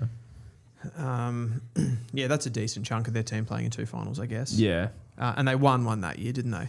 Yeah. So they've played 3 as a group. So I think that's enough. I mean, Richmond would have only played, that group would have played 1 final. No, they played in 3 elimination finals in a row, lost them all, then missed finals, and then won a premiership. 3, yeah, that's right. Because they had the 9th one Yeah. versus Carlton as well. Yeah, Yeah. I forgot about Yeah. that one. I was thinking they had the one against us. No, you guys won that one. Yeah. Yeah. That's right. Grimsby super chat. Dylan, can I please get a longest yeah boy? And Jesse, please make sure it's enthusiastic. Yeah, I will- boy. I don't know why I always have to do No, this. longest. Yeah, me neither. But you will dance for the man. Yeah, boy. Dance for my $5. That wasn't long. Yeah, boy. Decent. There we go. Well done. Thank you. CT01ABC says Freo will be the Crows of last year. Won't win the grand final. Well, the Crows went out in straight sets. They There's did. still a big gap between losing the premiership. I'm all over the place. Losing the grand final and going out in straight sets without firing a shot. They didn't really fire a shot in either of their finals from memory. Adelaide. Yeah, I feel like they got beaten pretty easily, They didn't did. They did. They kind of. The Crows just seemed like the occasion got to them. Yeah. Now they would have been that team, right, that hadn't played in a final. Yeah. Yeah. So they were been going like in- a couple of exceptions in that whole team. Yeah. In that whole team. So they and that's, I suppose that's a rare situation where you go from not having played in any finals at all at any point, and then you're top of the ladder. Yeah. Playing like big home Collingwood. Collingwood and Hawthorn as well. against really really experienced teams. Yeah. You don't feel like Freo will have that same sort of pressure, I suppose, or be overawed in the situation. Like you said, they've actually played in some finals. They are still like a relatively young team though, aren't they? Yeah, relatively. I think it's a distinct lack of over 30-year-olds. Bring them down. Yeah. They don't have too many kids other than Murphy Nah, they don't, do they? Reid. Johnson. That being said, youth point eligible. There's Voss, Amos, Murphy, Erasmus Johnson. I can't believe Voss is that young. Yeah, he He does. just seem older looks than that. old, doesn't he? Yeah, that's a crazy one. I mean, he's someone that you could see getting overawed in finals. Potentially. Pat Voss. Yeah. Yeah. Like just letting his emotions get the better of him, that sort of thing. But there's not that many others. I feel like their midfield is solid as a rock. They probably, in the past, I reckon they lacked damage in their midfield Yeah. until they got in Bolton. He kind of does that stuff. And like Jackson, so... Yeah. Young and Reid as well. You'd throw I into forgot that. about yeah, Reid goes through there. So they've got a fair bit of X factor, a fair bit of speed. They just look really, really balanced. At times I was sort of worried about their defense a little bit, but I feel like Pearce is playing as well as he ever has. Cox. You got Cox back there. Didn't think he was that good. He's better than I thought he was. And then, Luke Ryan is Luke Ryan. He used to get 30 touches a game, but I think they finally found that that's not good for Freo. Warner's been a pretty good pickup for them as well. He has actually. Yeah. Yeah. Is it the best list in the comp? I think it's the best list in the comp. Take your time. No, What was that? going for another bite. I can see the arguments for it. Time will tell. Like, is it actually better than Brisbane? We'll find out the last Saturday of September. Or we might find out early if Brisbane don't make it. So here's an interesting conversation. Let's rank the lists. Forget about performance right now. Who has got the best? We'll forget injuries. Are we factoring in age as well? No. Okay, just- right now just we're, like we're, FIFA we're ratings talking about across the the board. 2026 season, games that are played in the next 10 weeks, essentially. And we can consider if someone's going to be out for the entire season, we'll draw a line through them. But if they're coming back, we'll consider them. Let's do it. Let's actually do this, Jesse. This needs to be pulled apart. So, back line for the Brisbane Lions, you got Answorth, Andrews, Gardiner, Gallup, Leicester, Wilmot. That's about... Hang on, I'll do this on Wheelo. It'll give me a better direction. Who's number one? So you reckon Brisbane over Freo? Oh yeah, I think before we spill over and say that Fremantle have definitely passed Brisbane, we need to see. I think we need to wait till the end of the year. Because if Fremantle, which I don't think this will happen, but if Fremantle were to fall out and finish third, then we'll be like, in June we concluded that they were better than Brisbane, and Brisbane won. But I'm not saying they're better than them. I'm saying list. Yeah. It doesn't mean that they're going to win. So okay. Who's on paper? Because we can do this. It doesn't mean shit at the end of the day. Like they might lose their next 10 games, but who has the list? I don't know if I would concede that Fremantle have a better list than Brisbane yet. I would probably still say Brisbane. So you need to see those players perform in big finals. Yeah, absolutely. A bit more to actually say that they're... That being said, in 2 years, I'd imagine Fremantle's better. No, that's too soft. That's too soft an answer. Well, I think they're on an upward trajectory. They're on an upward trajectory. And are they still a little green compared to a Brisbane? So in 2 years' time... But I'd say Brisbane would have more younger players in the team, wouldn't they? Yeah, but I think a lot of those younger players they don't really rely on.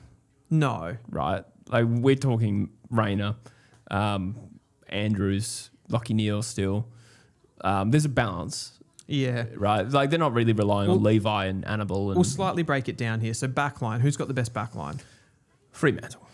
I disagree. Okay. I think Brisbane have a better backline. Do you? Andrews is better than anyone that Freo have got. Agreed. But in terms of the performance and system, Fremantle's has been better this year. I also think they haven't really they didn't replace Starcevic, for instance. They didn't replace Starcevic. And they're in the market for Buku Kamas. Leicester's a pretty good medium though. He's good. And they're in the market for Ridley. Yeah, Ridley and Buku. Ridley and Brisbane's Buku. radar. Dane Zorko's back there though, in a perfect world. Yeah. You got Wilmot. You can run Fletcher. Don't know. And then, they've got Gardiner and Joyce as well as the other one, right? Yeah. Yep. I think I would still say Fremantle have a better backline right now. Oh, Payne's the other one I was thinking of. Oh yeah, Payne. Yeah, Payne. He's not fit at the moment though, is he? Don't think so. So he might be ruled out. But Kitty Coleman as well. Yeah. Whose midfield would you take?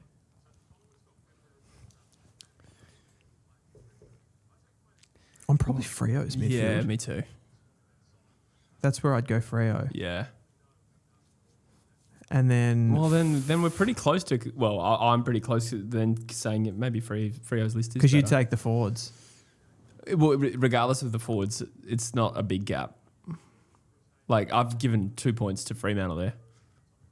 Because you said their defense I said backline and midfield. Yeah, well, this is what I'm saying. So I reckon on paper they are better than the Brisbane Lions. Yeah. I think there's an argument that Brisbane, like we were saying, because they've had these draft concessions, like getting in, they've still got a young Will Ashcroft, they've still got a young Levi Ashcroft, they've still got a young Dan Annabelle who's not really playing. They've got a Sam Marshall. They're going to get a Kalen Murray again in the draft this year, probably another top 15 player there. So and even someone like a Gallup as well, who's come through as well. Yeah. So I'd say maybe they've got more coming through in a sense. Yeah, I agree. I think outside of Murphy Reid, in the last 3 years, Fremantle haven't unearthed anyone. No, your Johnsons and your Erasmuses probably don't look high end. No, they're also 4 years out. So yeah, if you include them. Let's be fair and go youth point eligible. So that was Amos and Murphy Reid with the top two. With the young, that's from a young perspective. Yeah. But I'm talking right here, right now. I thought you moved to... No, I was just saying you could make that argument about Brisbane, but I actually think if you're going who's got the best list right now, Freo's looks perfectly balanced. Yeah. And now, before we even get to the forward line, I say Fremantle's is clearly better. Yeah. Because Tracy, Amos and Voss. Who's the best forward of all of those players right now? It's Tracy, right? Tracy, yeah. He's the one that you would want. Second would be Morris. Yes. I think Morris is better than Amos. Yeah, definitely. That's where Brisbane, they don't really have... Hipwood's not that good. That being said, they do have the really good smalls. They got the smalls though. Yeah, but then again, that's where they get them back. If you talk about the guys that rotate through there for Freo, like Bolton, Reid and Bolton in particular. Yeah, I'd take Bailey Dudley. over Bolton. Bailey over Bolton. Yeah, fair. Maybe I think that's pretty close though. It's close. It's close, and it's maybe on form. You'd say that Bolton is slightly better, but I think like Bailey's top end has probably been a little bit better. Yeah. And It's then pretty close. I'm trying to think of the more kind of worker guys. Like Swakowski's a pretty big part of that Freo. Yeah. Like he's more of a workman, like Yeah. small forward, right? Yeah, yeah. Murphy Reid. Who am I missing? Dudley. He's okay. Yeah. So then I'm looking at that. I'm going maybe the small to mediums for Brisbane. Yeah. Rayner, Yeah. Bailey, Loman. Cameron. Yeah, That wins. that Definitely. wins. That Yeah. wins. Yeah, for sure. And those guys can go through the midfield too. Yeah. Yeah, that's tricky. But the Tracy's the big one, right? Yeah. Yeah. Absolutely. Is Tracy Amos the best 1-2 in the AFL? I think you could argue it's the best 1, 2, 3 as well. With Voss. Yeah. You're big on Voss, aren't you? No, I just think that it would still beat out most. him. I rate him. I think it would still beat out most 3s. Even if you extended it to 3. Yep. If you reduce it to 2, then yeah, still Tracy and Amos. I'm just trying to throw it around. So I reckon the Crows would be saying like Thilthorpe, Walker, Fogarty. A bit out of form, aren't I they? think that's pretty Thilthorpe reliant. it is. Texas is right at the end. Yeah. Fog's pretty good, but Yeah, I he's think not. Amos is having a better year for sure. Yeah. And Tracy's kind of current form is Yeah. probably better than anyone's. Yeah, I agree. I suppose like Bulldogs would say Darcy, Norton. Yeah, that's true. Who's the third banana in that? Who are we missing there? My mind goes to Jordan Croft, but he doesn't always get a game. Yeah, he's pretty good though. He's good, but he doesn't always get a game, I don't think. No. Does he? Oh, I think currently. I think currently he is, yeah. Yeah. But I do think there's one other that we were missing. Maybe not. I can't remember. Yeah. Wouldn't be Sydney, wouldn't be Saints, wouldn't be Richmond, Georgiades. No, it'd be only Georgiades there. I mean, what about Larky? Trembath. Just And kidding. Darling. Just Well, it's the kidding. best that North's had for a while. I suppose Gold Coast, like King, Walter, Jamara would be like on paper Humphrey. looks and Humphrey, yeah. Yeah, that looks pretty good. That looks pretty damn good. So, okay, so we're going Freo, best list in the comp. Yeah. We're going Brisbane, second best list in the comp. Do we think it is? Maybe not. Who else would you even throw into that conversation? The Sydney Swans would have to. You have to talk about the Sydney Swans in the conversation. Sydney feel more than those other two teams. They feel less balanced to me. Totally, yeah. But there's an argument that they have so many star factor game winners that they'll get you anyway. Particularly through the middle of the ground. Yeah. Yeah. Like there's probably not like the Heaney, the Grundy, Heaney, Warner, Goulden, McInerney. Even McInerney's become a really good player, hasn't he? Rowbottom. Sheldrick gets a few games. Yeah, that's kind of the depth part of that. But that's a solid, pretty well balanced midfield overall. Definitely. Yeah. Kerno gives them like a genuine target in the forward half of the ground, and then Blakey's that like real kind of attacking halfback player that they have. Yeah. And they do have a lot of speed back there. Like guys like Wicks. Wicks isn't like high end, but he's quick and gets involved in that transition part from D50. So Papley and Roses up forward. Papley and Roses now with the smalls. That's kind of the thing that they were lacking, weren't they? The small forwards, but they're starting to build that a little bit. I would still have them. Would you? The question would be: would you put a Geelong or a Hawthorn above Sydney? I completely forgot about those two teams for a minute. Yeah, well, they'd have something to say, right? Yeah, it's been a long day. Yes, I love Hawthorn's list. So do I. I reckon they have the best defence in the competition. Fair. They don't have the best midfield. Their midfield is clearly worse than these teams that we've been talking about. Yeah. Sydney worse, as in Hawthorn worse than Sydney, worse than Freo. Forward line is good. The Smalls are good. Yeah. Smalls are good. Gunston's pretty effective. Gunston's very effective in a system. Yeah. I do think that's the weakest. It is, but I don't think it's bare. Like Mitch Lewis can play a role. Marvia Chol can be very effective. And like then Shadir is the kind of other option that's not getting a game at the moment. But and then Watson, McDonald, these guys who play forward, Dylan Moore. Oh, yeah. Like there's a lot of quality in that forward line. Yeah. And the midfield's building, but it's got to have Will Day there to be good. And like the rucks aren't that good. Like No, Reeves, not really. and Meek hitting it down to like, it's been like Newcombe, Warple from Meek. Yeah. So it's like it's a pretty workman-like midfield. That's true. But that defense, like Barris, Battle, Weddle, that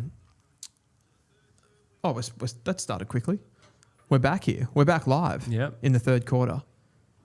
Hardwick's the other one I was going to say from a defensive point. Like that floats forward too. Yeah, floats forward. And then they've got like Impey, Amon, even guys like Massimo on the wing. Massimo on the wing, and then like Scrimshaw's another like hybrid defender that they've got back there. Yeah, that's got so much depth back there. Yeah. What are you saying, Jesse? Who's going to win this game? It's hard not to say Brisbane I think now. Brisbane is likely to win it, but as I said, Sydney have made a habit of coming from behind. Sorry. I thought you joked. Should we quickly show off the BENQ projector? Oh, again? we so should. I keep forgetting. Oh, okay. That's okay. Yeah, I will take over the chat. Excuse me. Is Heaney getting tagged? Came off the bench in Q2 and did nothing. I actually haven't really paid attention to specific players. Let's have a quick look at the stats. Ashcroft has the most. Where is Heaney? Trying to find Heaney's stat line. 12 disposals in a half. That's pretty solid. I'm not sure if he's getting tagged. Help us out in the chat. We were engrossed in a conversation. Tom Fairbanks says Impey is the most underrated player in the comp, or one of. He's a very good player. He's very good. It's a decent shout, actually. Doesn't get a lot of plaudits. What's happening here? Marty? Oh, Marty just ran in and kicked off the ground from 1 metre and hit the goalpost. I don't know. I don't know if you saw that, Dylan. He ran into an open goal. To be fair, someone was hot on him, but it was a 1 metre kick into the goalpost. That's never good, is it? Sydney did not come from behind. Didn't they come from behind against North and St Kilda? Or am I tripping? Yeah, they did. Absolutely. They came from behind against Carlton. Do you mean in round 0? Yeah. They did. Wow, the Chad. Oh. Le Chad. That is timely a goal. Beautiful goal. We're back to 20 points. This is so on. No, they came from behind against Port. Sydney, Port, yeah. That's a lot, yeah. St Kilda, and that's in the last month. I can't remember if they were kind of behind against us. That was more of a that it was toe-to-toe. I thought you hit the lead. I could be We wrong. may have. Yeah. We may have. The St Kilda and Port games, they were actually genuinely behind. It looked like they were going to lose. Oh, gee, what is that from Gardner? Is that Gardner? Not sure. Yeah. So where do we get to with that conversation, just to go back to that top 4? So we're going... We're going to go BENQ. We were going to go BENQ. Let's do that quickly. Yeah. We are watching on the BENQ TK 705 STI projector, Dylan. This thing is a beautiful little thing, Jesse. It's hot. It's changed the way we watch football. And we thank BENQ for helping us change the game. The game. This has changed the game. I mean, check out this screen that we're watching this game on. We used to watch it. If anybody saw the little video clip that we did on Instagram, we used to watch it on this piddly little television, which I'll never go back to now, Jesse, because I have this beautiful thing on my wall. It is delightful to watch football on this thing, and it plugs into so many different devices. I can plug it into, I've got a Hubble, I can watch all different apps. It's already got the built-in Google TV on it that you can watch anything that you like on. Mm-hmm. You can plug your laptop into it, your iPad into it. It's HDMI compatible. It's just a beautiful little device, Jesse. I love it. I'm actually going to share on the Instagram information for the projector. I'm actually probably going to have to give you adoptive rights at some point. Yeah, true. You need it just some, lives here. What's the word for it? Custody. Yeah. At the moment, it's not joint crustody. Crustody. I've been eating too much pizza. It lives here at the moment. It's a crust. Thank you. Yeah, that's good. It's a good joke. That's good. A nice yeast joke. That's good stuff. You can find the link to the projector in the description of this video. It's also in the top of the chat. Have a little browse. Treat yourself. Cam Rayner. Rayner, I hardly know her. What the fuck? Big goal. Is that a goal? Yep. Wow. And to think that Marty could have had one himself. So talk to me about the Amadi thing. What happened? I just ran into... It was like a sprint to the goal line. He was 2 metres clear of the defender. Ball was 1 metre out. Pretty straight. He sockers it into the goalpost. That being said, Chad's goal came after. Oh, true. What's Heaney doing there? That was terrible. It's not like him. It was Cameron. Little block there from Draper, which was nice. Kept Grundy out of the contest. And then Cunningham was just nowhere on Rayner. If there's any Brisbane fans in the chat, let us know what you think of Sam Draper and his recruitment. I've never been to Brisbane. Never? Never. I last went in 2003, so I would love to go. Wow. I've been to the airport. I actually weirdly really want to go to a Brisbane West Coast game at the Gabba. Just to go to the Gabba. Yeah, and yeah, just to experience that in a different state would be so weird. I might wait till Brisbane's era of dominance fades and we start winning a bit more before I take that on. It would have been nice to go back in the like early 2000s. Yeah. When West Coast were on the... Oh yeah, we used to kill them on the the come up. That was weird. That was the years I was there, but I didn't go watch the games. Yeah, that was a weird quirk.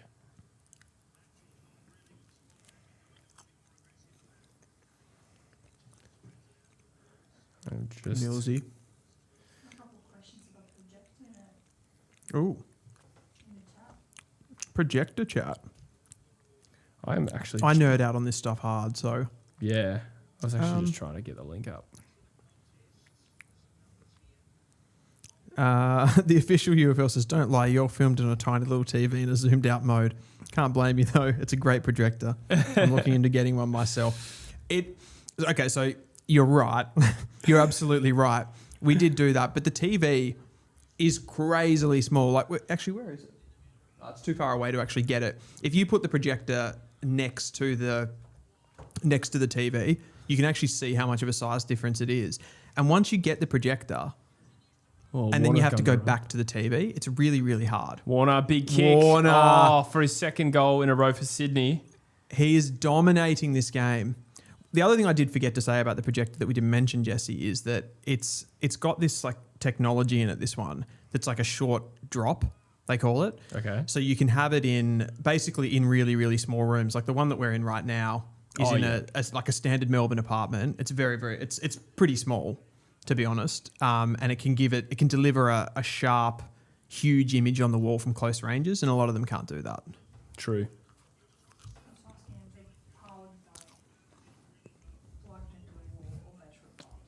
Ooh. Patrick, for some reason I can't find that one. The official UFL. Dylan just devouring that pizza straight into the mic. The arrogance of the man. I'm getting a little comfortable tonight. That's what happens when we bring the projector in. I just feel like it's a relaxing night at home. It's this thing battery powered or plugged into the wall. It's plugged into the wall. So it's got like a power bank. Very portable though, if you wanted to take it anywhere. 50 in the chat, guys. Thank you so much for being here. If you could chuck a like on the stream, we would appreciate it endlessly. As Brisbane go end to end here, did he juggle that over the line or has he grabbed it? It did look like he did. No, he's paid it. He's paid the mark. Looked a little dodgy. It did. G. McKenna's a journeyman, isn't he? Yeah. Like he's just been around. Was he at Essendon? Where was he? Conor McKenna. I mean, when I say that, I didn't actually mean that from a perspective of like he's been around at tons of clubs. I more just meant like...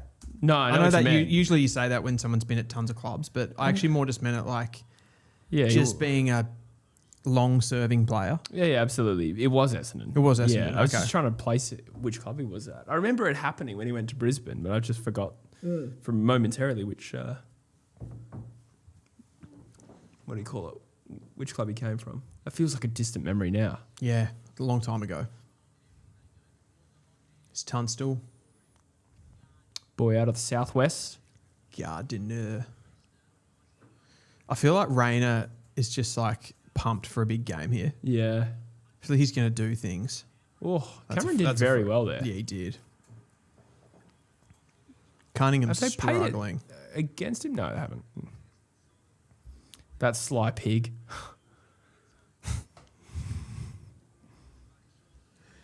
Oh, a cunning ham. Thank you. Yes. That's good stuff. Would you say if Charlie Cameron kicks a goal, it's insurmountable for the Swans? Yes. Any Well, doubt? not completely. It's not but- insurmountable, no, Yeah. but it's getting tough, isn't it? They don't seem to have enough. They don't seem to have enough answers for this Brisbane onslaught. Harkon says, Swans fan, but feels like the Lions are getting a few home whistles. What do we think? I hadn't really noticed. I think the Cameron one was there. I think that this looked like a free kick to me. Yeah. So he gets engaged there. Yeah. Just got a little bit worried out of it. I Yeah. think. I think Cunningham just like he got too concerned with Cameron. He could have actually he could have stepped in front, but he wanted to play him from behind because he didn't want to lose him. So I think that was there. I haven't noticed anything, but I'm not, generally speaking, unless North Melbourne are playing. I generally don't notice the umpires. Yeah, same. Will Ashcroft to Rayner. Music is dragging on. Yeah, that's Charlie Cameron's. Is that usual? It Yeah, goes on yeah. for that long? Yeah, because it's country road. Yeah. So that, It just feels like it's playing for a long time. but it's not playing. The crowd are singing it. Oh, really? Yeah. Oh. So it plays like for the normal amount of time, Okay. and then the crowd keeps singing it, and then missed they it. do like another verse. Okay. I like that. Yeah. I don't think I ever really realised that. Yeah. It's kind of become a feature of the Gabba, Yeah, true. I knew what it was, but but I thought the song was still playing. No, that's just the crowd. For whatever reason, like when the Gabba crowd sings that, like they sing it quite well. Yeah, I know what Like you mean. it sounds yeah. perfectly in tune. That's what I mean. That's why I thought it was still playing. Yeah. That was nice hands out by Robot. I'm Heaney. He's got to get into the contest here. Finds Roses. Oh, he's not marked it. The triple juggle. Wow. So that was Gardner and him then. Q this week, if Sydney don't win this game and Brisbane take care of them easily, cue the Sydney flat track bullies narrative. That's happening, right? What's that, sorry? Like if Brisbane win this, Yeah. you know, it'll be another game of like Curnow. Oh, right. Curnow doesn't kick goals. Are they flat track bullies? Who have they lost to? It was Geelong, potentially Brisbane, and Hawthorn. Yeah, I don't know. I'm not saying that that's No. what I think. I'm just Sure. saying cue the media narrative. Yeah. And I don't think they'll be able to shake that completely until they do something. I mean, but kind of win a premiership in a way. Yeah. Sometimes I think when teams are really potent, they put up huge scores against shitty teams, and it's sort of flipped as a negative against them. It can, yeah. I know what you mean. I know But what you mean. Equally, a failure to beat the teams above you, well, those are the teams that should be beating you, not the teams below you. Of course. You know, so Yeah. I don't think we're anywhere near the flat track. I suppose thing on the yet. flip side to that, when you're a team that does score really heavily and you beat up on lower teams, sometimes it feels like you can have a small patch. Like I think at the start of the season, it felt like Sydney were beating everyone really comfortably. Yeah. And then they start to play those more difficult teams in a run of form.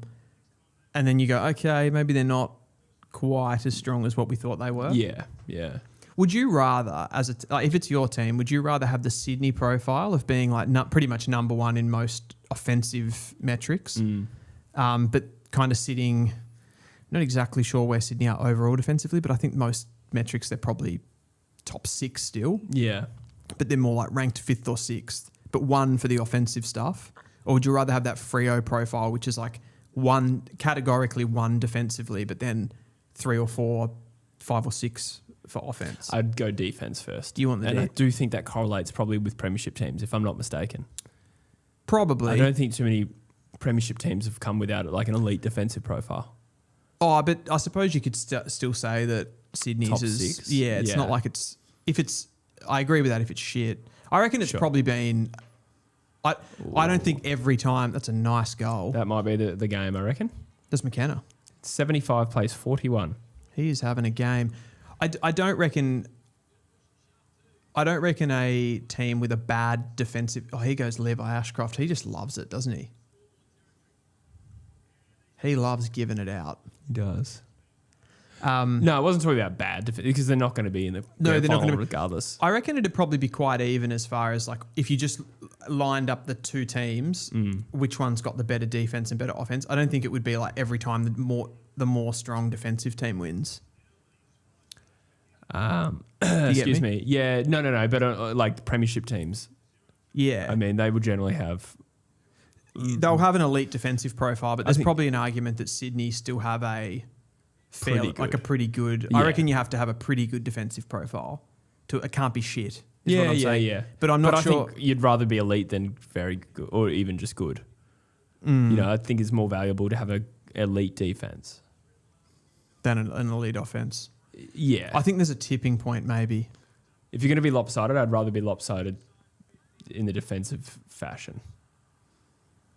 I'm not sure Brisbane in the last 2 seasons have been what you would call a defence-heavy team. Not necessarily, but I think you'd find like a lot of the defensive stats they do rank top 4 for. Yeah, they'd be up there. But that's kind of, I suppose that was my, like, I don't think Sydney are low in defensive traits either, you know what I mean? But like, let's say last year, like Collingwood would have been the best defensive team last year. Yeah, save for their horrific form in certain games. Yeah. And then they got pants in the prelim. Yeah, exactly. They kind of fell apart a little bit. The Adelaide Crows last year had a really, really good defensive profile. Still do. True. Yeah. So there's like what I'm saying is there's a tipping point where you need that offensive. Yeah, you definitely do. Yeah. Melbourne were very based on defense. Yes. Yeah. Won a premiership. Yeah. Collingwood 23, of course. Yeah. I reckon the Cats 22 were more offense though. Possibly. What is the thing? Is it on the couch that always do that thing? You're in the premiership window if you're top 4 and they're both. Is it scores against and scores for? Is that as simple as it is? I think it is quite simple, that metric. I forget what they actually do for the premiership window. I'll just bring that up. I think they do it a little bit deeper. I think they do kind of like scores from turnover, defending turnover and stuff like that maybe. Okay. Premiership race. Fox Footy. Can I get a graphic here? Rogie says, learned my lesson tipping Sydney against Brisbane after that grand final where I lost top spot in a big tipping comp. He says, also think I watched that game on stream here. You did. Which one was that? Rogie was on the grand final live stream with myself over StreamYard in 2024 for the grand final. Ah. Beautiful. So, yeah, that is. I think it is just points for. Yeah. And points. Yeah, I thought so. And points against. Yeah, you're right. So if we looked at that, if we did that for this season, Jesse. Points. I feel like you want to see that against other good teams, though, more than anything. But I suppose it's still a good guide. Scoring. Joel Hamling, young pig, is lining up for a rare shot on goal. Joel Hamling, baby pig. Is it a baby pig? I don't know. Hamlet. Yeah, I'd ling to the end of something and it sounds juvenile. Oh, shit. Okay. Needs to kick it. I think the game's just about done anyway, and he has failed. He has failed. Number one for points for is Sydney with 112 points. Yep. Almost 113 points per game. Yep. Number one for shots, Sydney. Sydney, yeah. 32.9.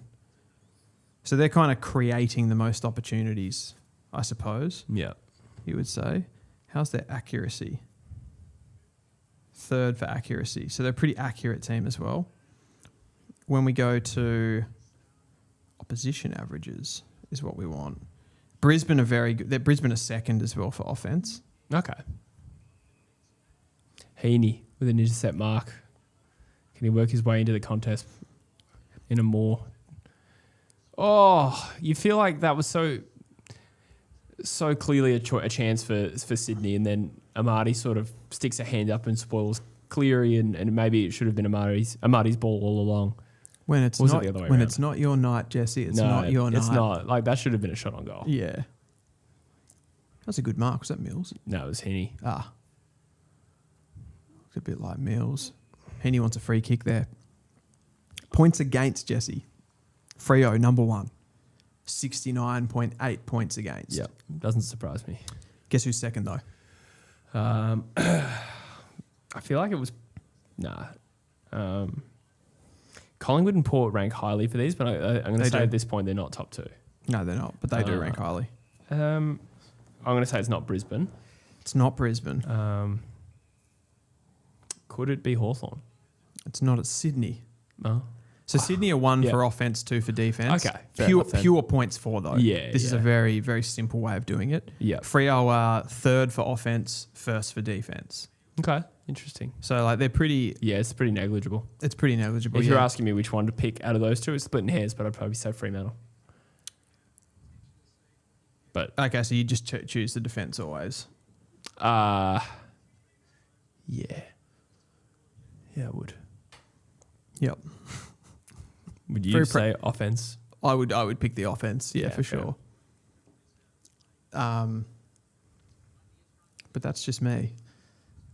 Oh, Berry gets a high tackle. The issue with Cleary Brisbane, looks like Tom Mitchell out there. I He said does. Starcevich before, but he also has a Tom Mitchell vibe. he does. He's a bit quicker though. Yeah. So when he starts getting up ahead of steam, you notice. Brisbane are bottom 5 for defense. Yeah, I'm not surprised considering the hammerings they've copped, Yep. particularly against GWS. I think Fremantle turned up against them. Sydney did the first time. Bottom 5 is a bit of a surprise, though. It's quite low, isn't it?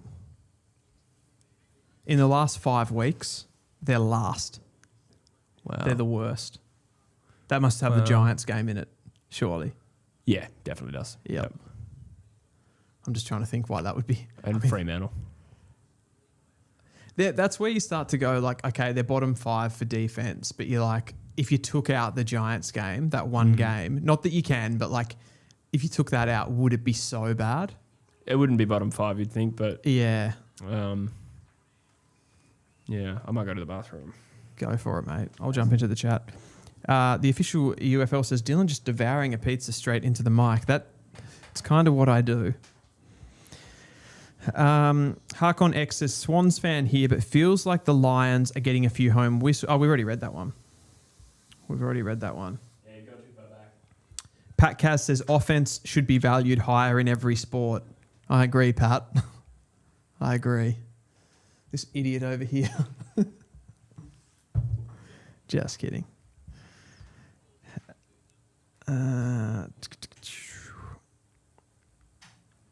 Sydney's first 8 games was average winning margin of 60 points. Yeah, right. Yeah, I mean, they had that big... Rayners just kicked another goal. It is a bit of a... Like, it's a bit of a form thing now for Sydney. Like, they haven't been good for the last probably 5 to 6 weeks. If I go into their games right now...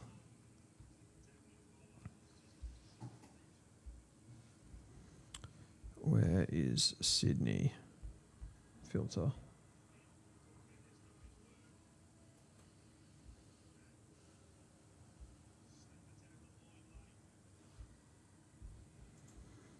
So, what have they done? So, yeah, they went 63 points against Carlton, 44 points against Brisbane, Lost by 17 to Hawthorn. 128 to West Coast. Okay, so that blows it out a lot. They beat Gold Coast by 5 goals. They beat the Giants by 41. They beat the Western Bulldogs by 66. And then they beat the D's by 17. This is probably where it starts to get a little bit squirmier. So they go 8 points to North. That was a close game. 6 points to Collingwood. Lost to Geelong by 27. Then they smacked up Richmond. Then it's 2 points to St Kilda, 3 points to Port Adelaide, and now currently a 44-point margin that they are down. So 1, 2... If you take out the Richmond game, it's 2 narrow wins of 3 points and 2 points. And then it's a 27-point loss to Geelong, a 6-point win to Collingwood, and an 8-point win to North, all in a row. So what's that? If you take those 1, 2, 3, 4 games, 4 games by a combined margin of 18 points over those 4 games. So they haven't been absolutely drubbing teams for quite a long time now, outside of the Richmond game. So the Richmond game sits in there, which was an absolute smashing, but Richmond are kind of in a category of their own at the moment. Rogie says, what are some of the rest of the rankings deal? Hit me with what you want to know. Are we talking from a points for? If I go back to that document, I'm sort of more interested in a way in how, like, which source they score from. So we'll have a look at, and I think this, when you look at it right now, it really kind of favours Freo. So stoppage scoring, Freo are number 1 in the competition. I've just done that from the last 5 games. Sorry, stoppage scoring, Brisbane are the number 1 team in the competition, but over the last 5 weeks, that's been Freo. So they've been turning that around. Sydney are second for stoppage scoring, Geelong are third, and Freo are fourth. But obviously, you kind of want that big score source to be turnover. That's where you want to be really lethal, because that's where the biggest amount of points are up for grabs. Sydney are first in that as well. So Sydney actually sit above, for pure scoring, Sydney sit above Freo for both turnover and stoppage scoring. But I imagine if you flip that to defence... Somebody said in the chat, after the first 8 games, Sydney's average winning margin was 10 goals. Is that right? That's correct. Wow. Yep. But then I just went through their last 6 weeks. They've had, if you remove the Richmond game, which they won by about 114 points, I think. True. Get rid of that. Their last 4 wins have been by a combined 18 points. Yeah, wow. You got the St Kilda win, the Port Adelaide win.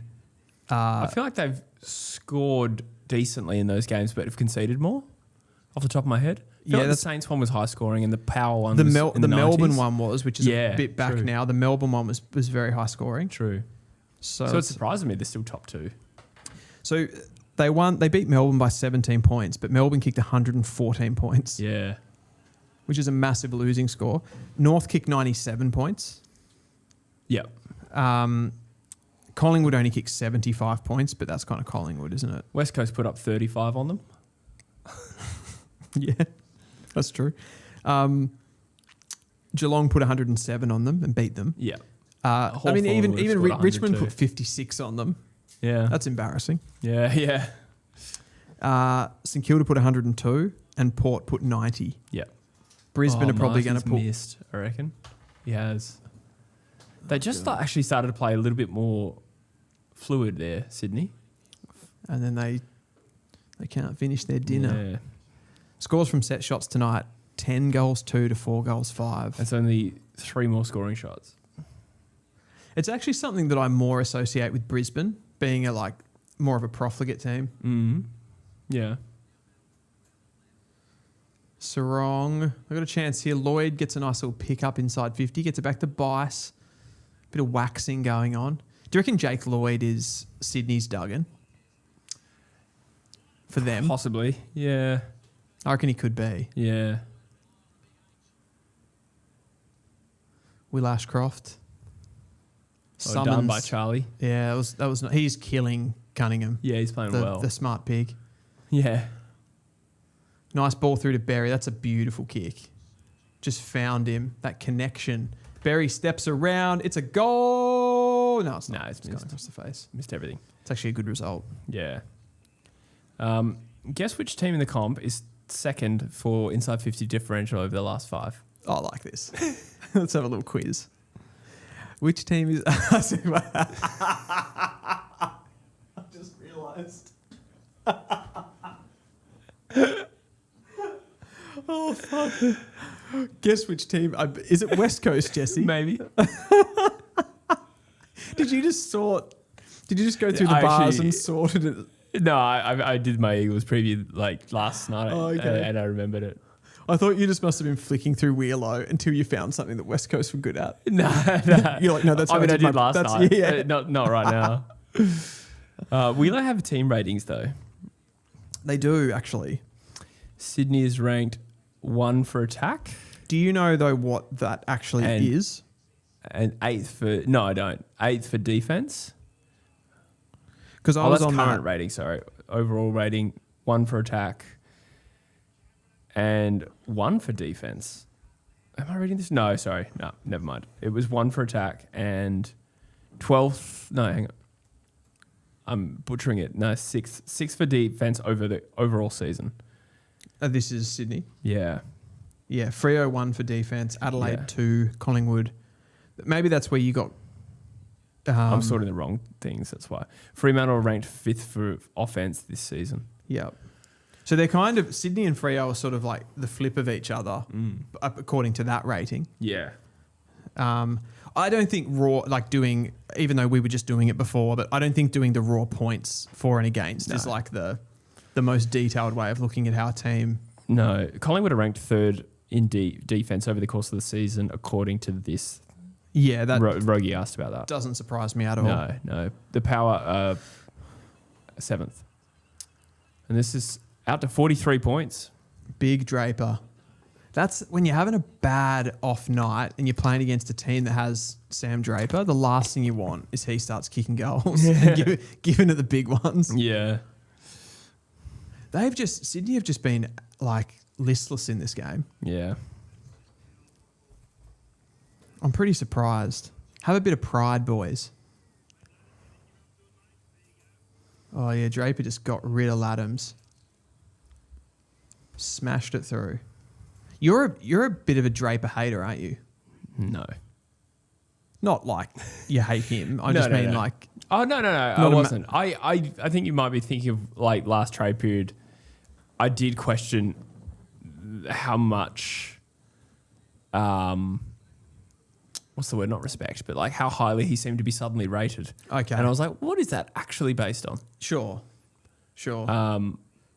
He's quite young though, isn't he? He's still Yeah, relatively young. I think he's 27. Oh, he's 27, isn't Well, he moved as a free agent, so he must be 27 yeah, this year. true. Yeah. Yeah, that's a bit older than I But thought. it's still like about his prime now. Like For a ruck. Yeah. For a ruck, they take longer. So, yeah. I thought he might have been... I thought he was like 24, 25. Yeah. That got away from me. Can do that sort of thing too. Yeah. just gave the ball away. Yeah. I think he played his best form in like the 6 or 4 games he played at the start of last year. Then he did his Achilles. Yeah. Yeah, he's got traits. Like I feel... I think that's what it is though. It's more the traits than anything traits. that I was a bit surprised. Yeah. I feel like if you were an opposition ruckman and you were like coming up to play him, you'd be a bit sort of worried about the night you could have. Because if he kind of catches fire, like I reckon he'd pretty athletic. He could get away from you and you'd have to worry about him a lot. Yeah. I'm sure the experienced operators can deal with it, but like a Max Gorn's probably not too worried. No.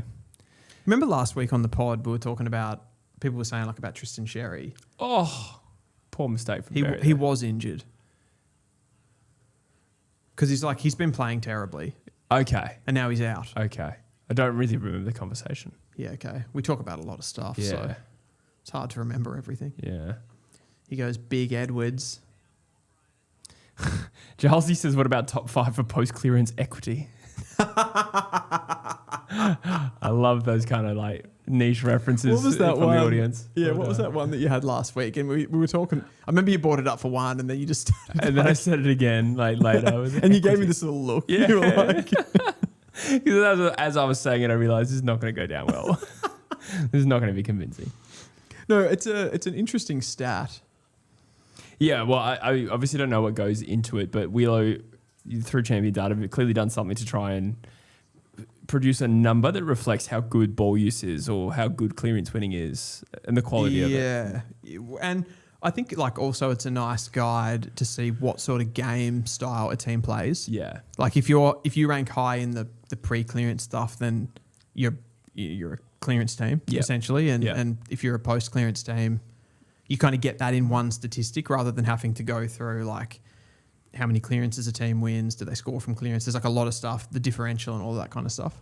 This is a pantsing at this point. We are 99 to 51 as Logan Morris puts one through. My 5-goal prediction for the Brisbane Lions is looking modest. It is.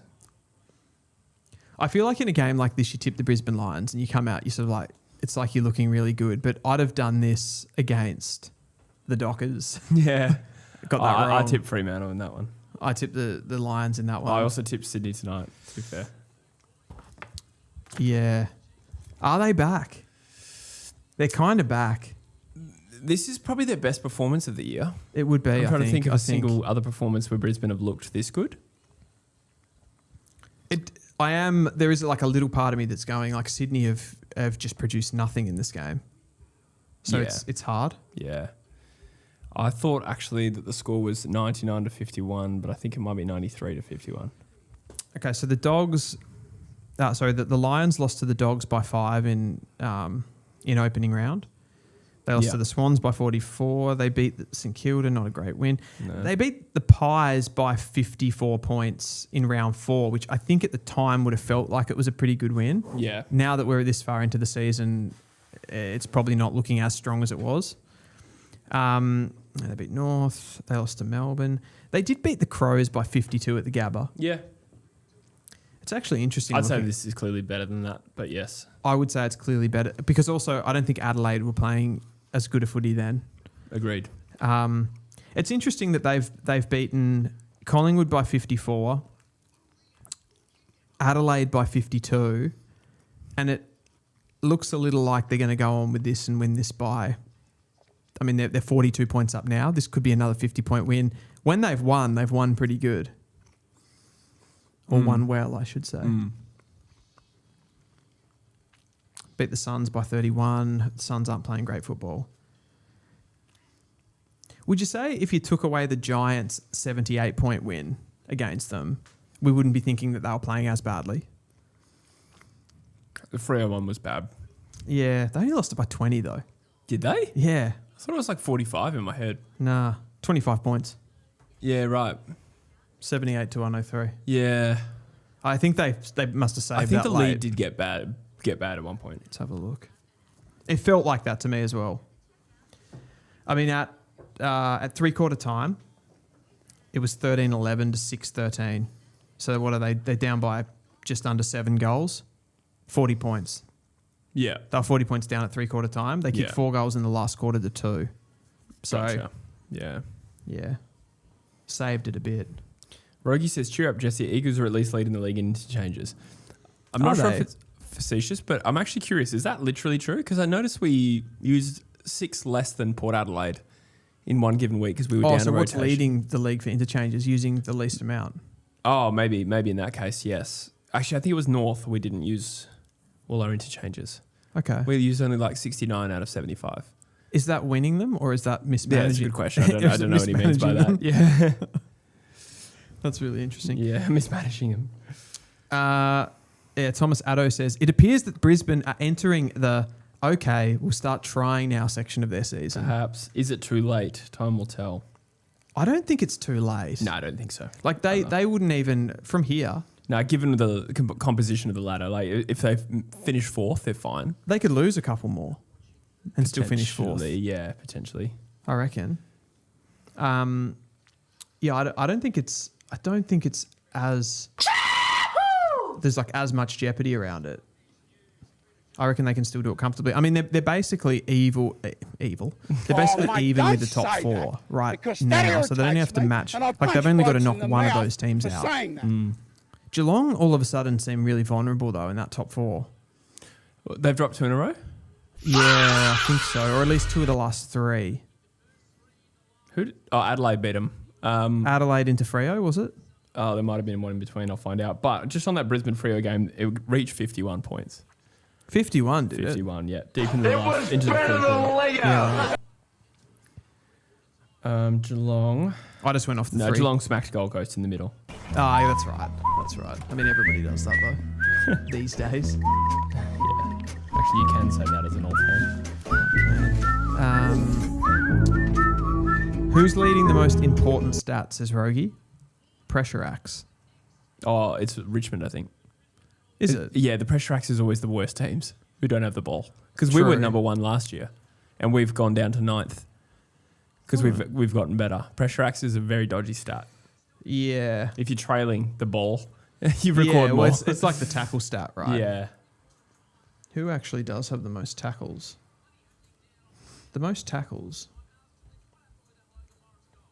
There you go.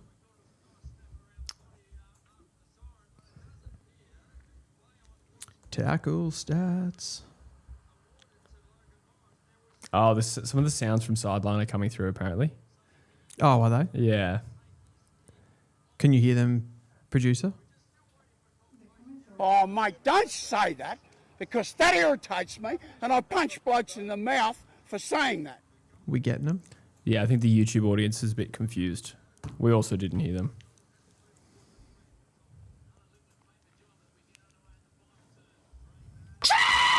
Pressure acts. Still going. Interesting. Oh no, pressure acts. Rogie was onto something there.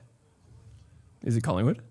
It's Collingwood. Interesting. Yeah. I thought it was Richmond. There's got to be an investigation into this. There's got to be someone's got to be accountable for this. Adelaide, Western Bulldogs are the top 4. What was that, sorry? Thank you.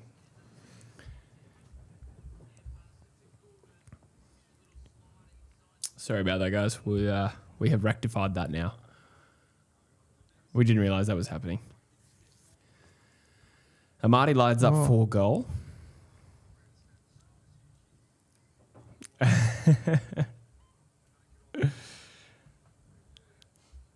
Oh, was that just like spamming? Wasn't it? Yeah, basically. And we didn't even have the headphones on. Yeah, I think we've fixed it now. Amati lines up in the pocket. He's had 2 behinds from 2 disposals so far. Could he make it a hat trick? Speaking of, predictions for tomorrow. Ooh, predictions for tomorrow. I'll say 1-0 Australia. Do Paraguay have to win? I think they might. No, they don't. No, they have to. They have to win to get ahead of us. They do, but yeah. But they don't. They don't have. They're not out if they lose necessarily. I would imagine that if we drew with Paraguay, then both of us go through. But we definitely go through because we get that second place, which is automatic. Yeah. Where they would have to like sweat on the. But they would have 4 points. They'd have 4 points. So you would think 4 points would. I'd have thought 3 points might have got you through. 3 points will give you a good chance, but there's actually a lot of teams about the 3 point mark. Yeah, it's going to be interesting. I'm just trying to think, like, because we're basically into the final. We currently have 7 teams in third who are on 3 points. How many? 7 already. Yeah, and only 8 get through. Paraguay is one of them. It's handy that we scored 2 goals against Turkey. Yeah, that's for sure. But then we also lost 2 goals to. Oh, is McCartan getting a HIA? Surely not. That would suck. He was in the rooms. Yeah. Charlie Curnow has kicked a goal. We're back to 35 points. Okay, so you're saying that, Jesse, but South Korea, they're in third on 3 points, and they've already played all their games. So, yeah, true. So true. they're done, and their goal difference is -1. Okay. So Paraguay, if they then again, lose. But we could end up on -1 goal difference because we're on 0 right now. Yes. They've had 1 win, 2 losses. How many goals have they kicked? They've kicked 2 and 3 against. Yeah, so we'd be the same. We'd be exactly the same. So it'll be, if we don't win and we don't draw, we'll be in a precarious situation. Yeah. In the other group, Bosnia are in third and have 4 points. Chabby says, unfortunately, a draw is our best bet tomorrow. Paraguay should be easy favourites for this. Interesting. Yeah, I would agree with that. I don't really know enough. I just thought they were the weakest team in the group. No, I mean, outside of us. I'd say we were the weakest team so coming I in. meant of the three. I thought Paraguay would be our best bet.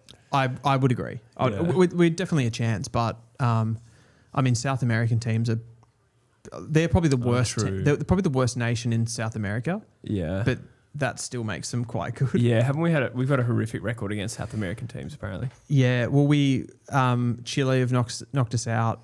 Peru smashed us in 2018 from memory.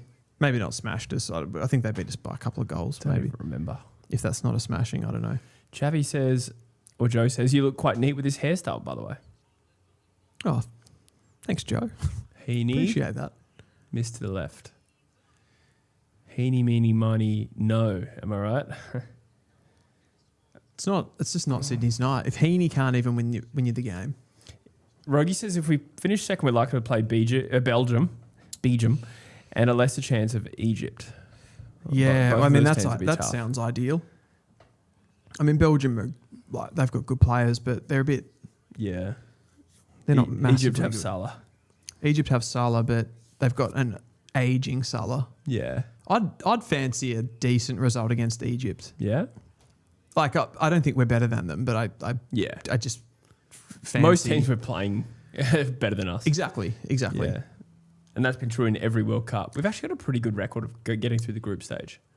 Yeah. Like for a country of our standing. Yeah, totally. I mean, like 2006 was the sort of that golden age. That was when we actually had good players, I would say. Yeah.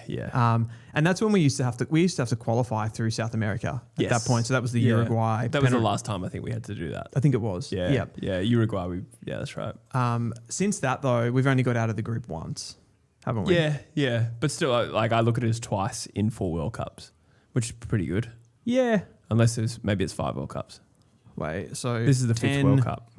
We didn't go through the group in 10. Correct. Or 14 or 10, 18. 14, 18. Yeah, it felt like a while, and then 22 we did. Yeah. So this would be 2 in a row. 2 out of 5, and then this would be 3 out of 6. Bearing in mind, obviously, it's a different sized World Cup.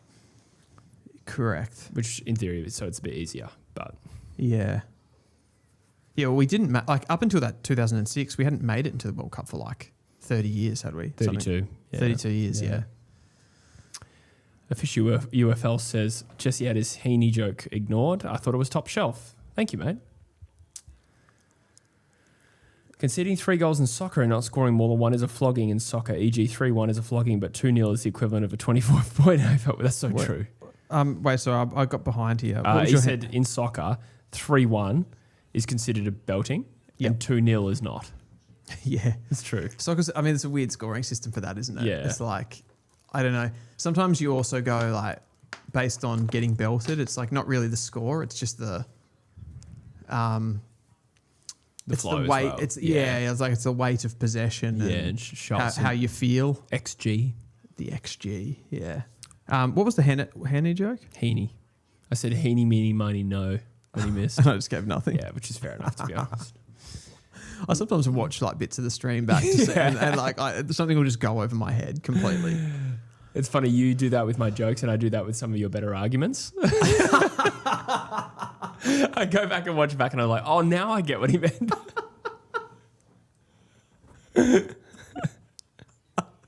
I probably just start talking and you get so bored that you're just yeah, okay, whatever. I think I'm just undiagnosed neurodivergent because I can go in and out of reality 5 times by the time you finish talking. But I've worked on the skill of piecing it together by the end of it and hoping I'm right. I should just look at your eyes and see if they're glazing over. I am a bit like that. It's hereditary, I think. Somebody said in the chat, Brisbane haven't come out this quarter. Well, it has been very Sydney focused so far. It is still 28 points, but they've scored the first 2 goals of this quarter and they're going inside 50 again through a dope website. Oh, Amadi's sort of come out to party. Yeah. I knew you wouldn't be able. That was a fucking reflex that you couldn't stop. Yeah. Berry, clears it out to the wing. Jeremy Cameron on smart pig. That kick wasn't very fruitful. No. So, yeah. Joe says, love the self-deprecation. What was the self-deprecation that I just said? I assume you saying that you didn't understand things? Yeah, maybe. Yeah. That's what I was thinking. It's all coming out. Reds Back Spider says, I can remember when Liverpool had 87% possession against Burnley and lost 2-0. Wasn't that a Celtic and Barcelona game as well? Oh, I don't know about that one. Celtic and Barcelona, there was an incredible amount of shots, like 20 to Barcelona. Celtic had 1 and they scored 1-0. Smacked it in. When was that? Champions League? I should look that At up. some point. Yeah, was that Burnley game? Was that back in 20, like early Jurgen Klopp, like 2017, 2018? So it's a little bit different to what I remember, actually. Funnily enough. Shock, I don't remember the stat perfectly. Attempts 23-5, Barcelona's way. On target 14-5, but Celtic won 2-1. Wow. So it's kind of a crazy thing to score twice and win an upset. 100%. I love that about soccer, though. I love that you can park the bus. Yeah. And then the other team will be like, yeah, they just didn't play football. It's like, yeah, you didn't beat them. They didn't play football and you still lost. Yeah, true. No, I don't specifically remember that game. What year was that? The Celtic one? I'm trying to find it. I just found screen grabs from Google Images and I checked that a few of them matched. So it wasn't like someone's football manager career. But I remember seeing it at the time.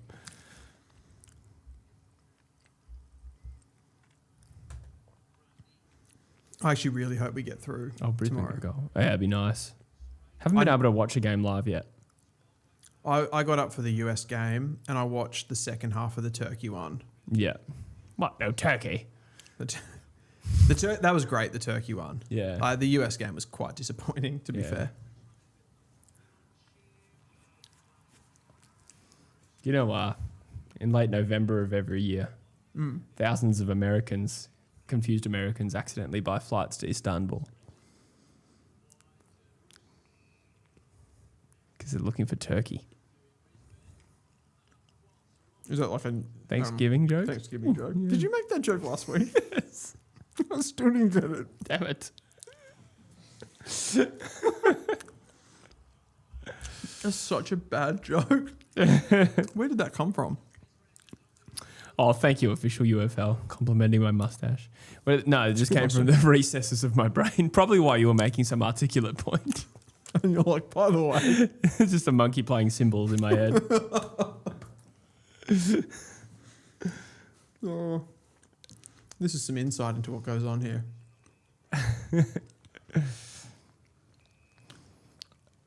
I do a lot of weird jokes. One example is I started this rumor at work that this guy, Joel, that we work with, is half Bolivian. But I specifically want everyone to go up to him and be like casually mention Bolivia and be like, oh, what was it like when you last went? And him being like, what? And being extremely confused that 10 to 15 people think he's half Bolivian and he doesn't know where the rumor came from. That's the prank. Oh, so he's not really Bolivian? Such a random country. Yeah. He's the most Anglo-Saxon man. Right. It's just this is the most random thing. But because it's random, it will confuse him. Yes. I doubt he's watching this. But those are the sorts of pranks I pull. Okay. That's not Bolivian. Stop saying that. Kai. I literally asked him today, how's Bolivia going in the World Cup? Are they in it? And he's like, what? Does he know you've planted that? No. He is right to be suspicious if he is. Yeah. But, yeah. He's like, I'm not they're not Bolivian. They're not in it. They might even be lower ranked than Paraguay. Yeah, probably. You ever been to Bolivia? No. Haven't been to South America. No, nor have I. I don't Bolivia. Chappy Joe says, overcomplicated things trying to be cute when we're not that kind of team. He's talking about us? Who was that from? Oh, we're talking soccer. I think he's talking soccer, yeah. Must be talking soccer because Joe's an Essendon fan. Redback Spider trying to be crickets. Cute. What's that? Redback Spider did not approve of my turkey joke. Crickets, Jesse. That's fair play. Yeah. Yeah, I don't know. I mean, I think we play like the way that we played against Turkey was absolutely two script perfection. Yeah. From Australia, Just like counter-attacking. Two swift counter-attacks. Like that was basically the only chances that we had for the entire game. Yeah.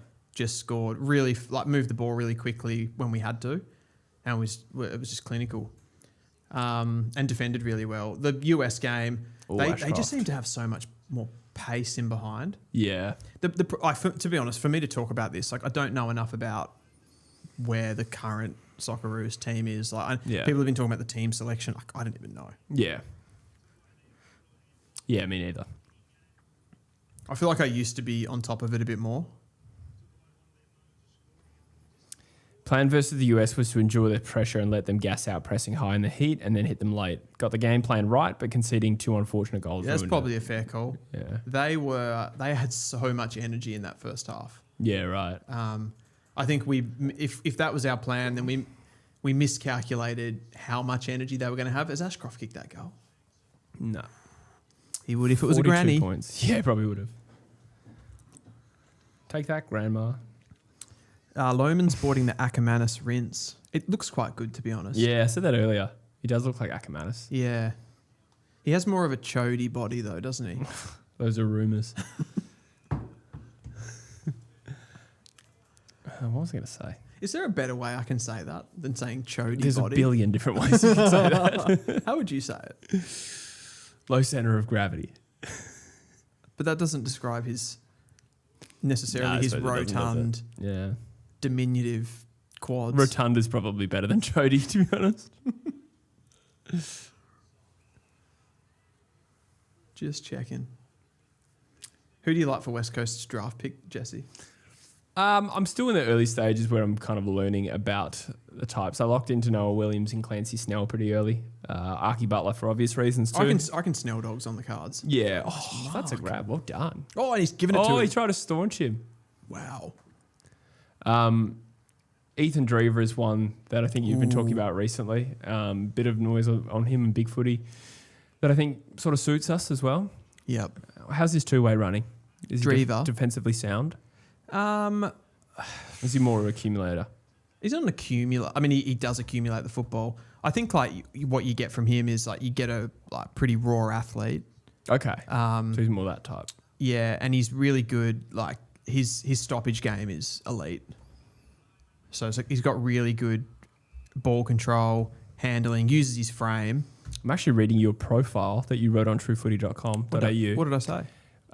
You put play comparison LDU. I like that. Yeah, I'd sort of agree with that. Not identical players. I sort of agree with it. You said it.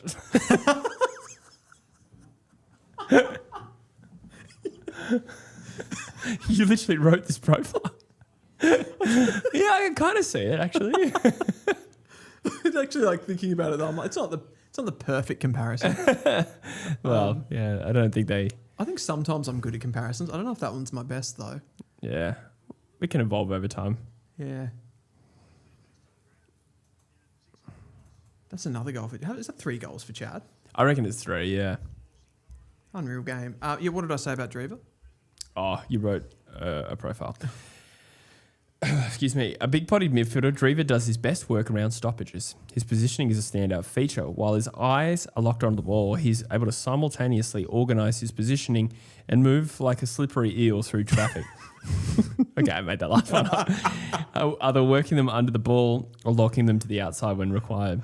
Once he wins possession, his quick and creative hands are capable of unlocking runners and creating maximum damage from the contest. If he doesn't win the ball, his follow-up tackling is immense. He hits with intent. He's a beast in the tackle. And can genuinely solve a Rubik's Cube in under 14 seconds. It's funny when you read those back to me, like when I'm writing them, I'm like, yeah, nice. Yeah. That's good. And then you read it back to me, like, it sounds like a bunch of waffle. Yeah, true. Yeah. No, it sounds fun.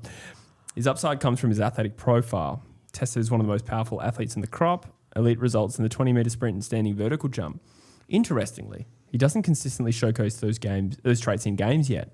He rarely bursts away from stoppage or breaks tackles with his speed and power, but what excites recruiters is that his current game is already highly effective without fully leaning on those athletic tools. That's good. Yeah. I like that. That's a good report.